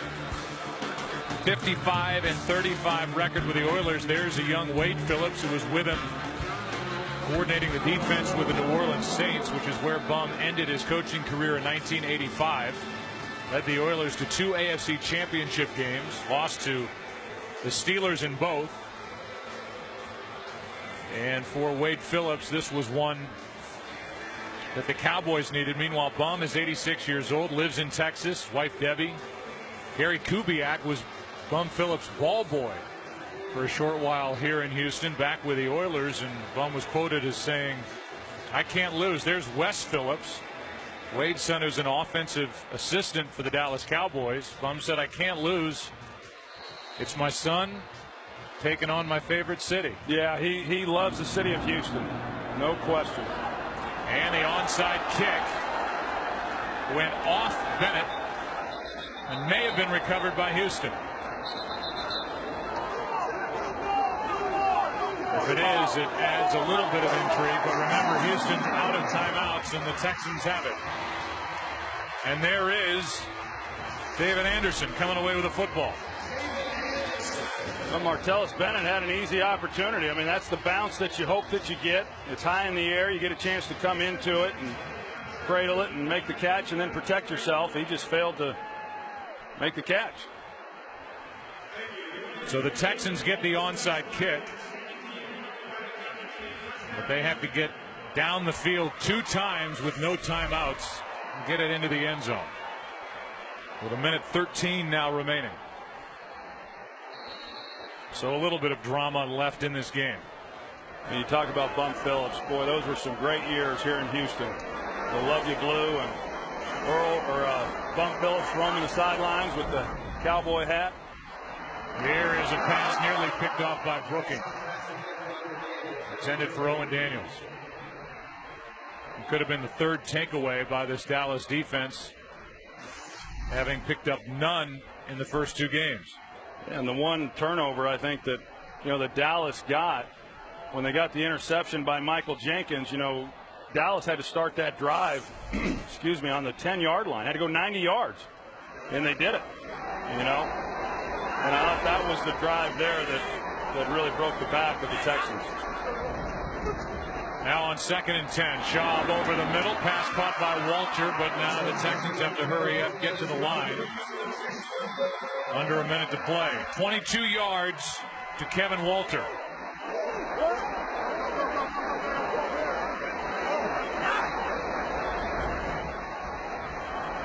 Schaub floats it, and this one is tipped and intercepted by Danny McCray.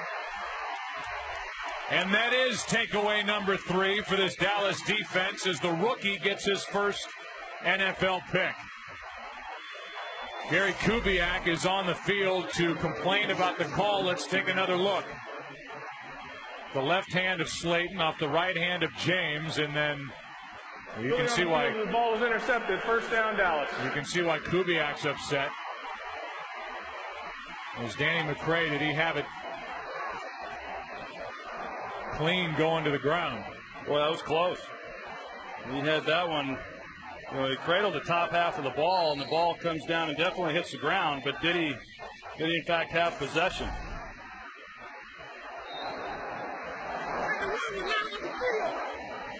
And now the Cowboys snap it. So any thoughts about reviewing that are gone. And the game clock and the play clock are just a little bit off. There's a little more time left on the game clock, so they'll have to snap it again. Here are the closing points for Houston. The offense sputters, no doubt. And the Cowboys, Troy, they have to look at it defensively, offensively, even special teams with Beeler going 2 for 2 is a pretty thorough win here in Houston. Well, it's one they haven't had yet this year, and really going back to the preseason, they haven't felt good about a performance yet until today. So this was a good game, a big game for them, a nice win. They get a chance to lick some wounds and come back after that against a pretty tough part of their schedule. Officials let that little time difference slip. That was the last snap. We'll come back and wrap up our day after this.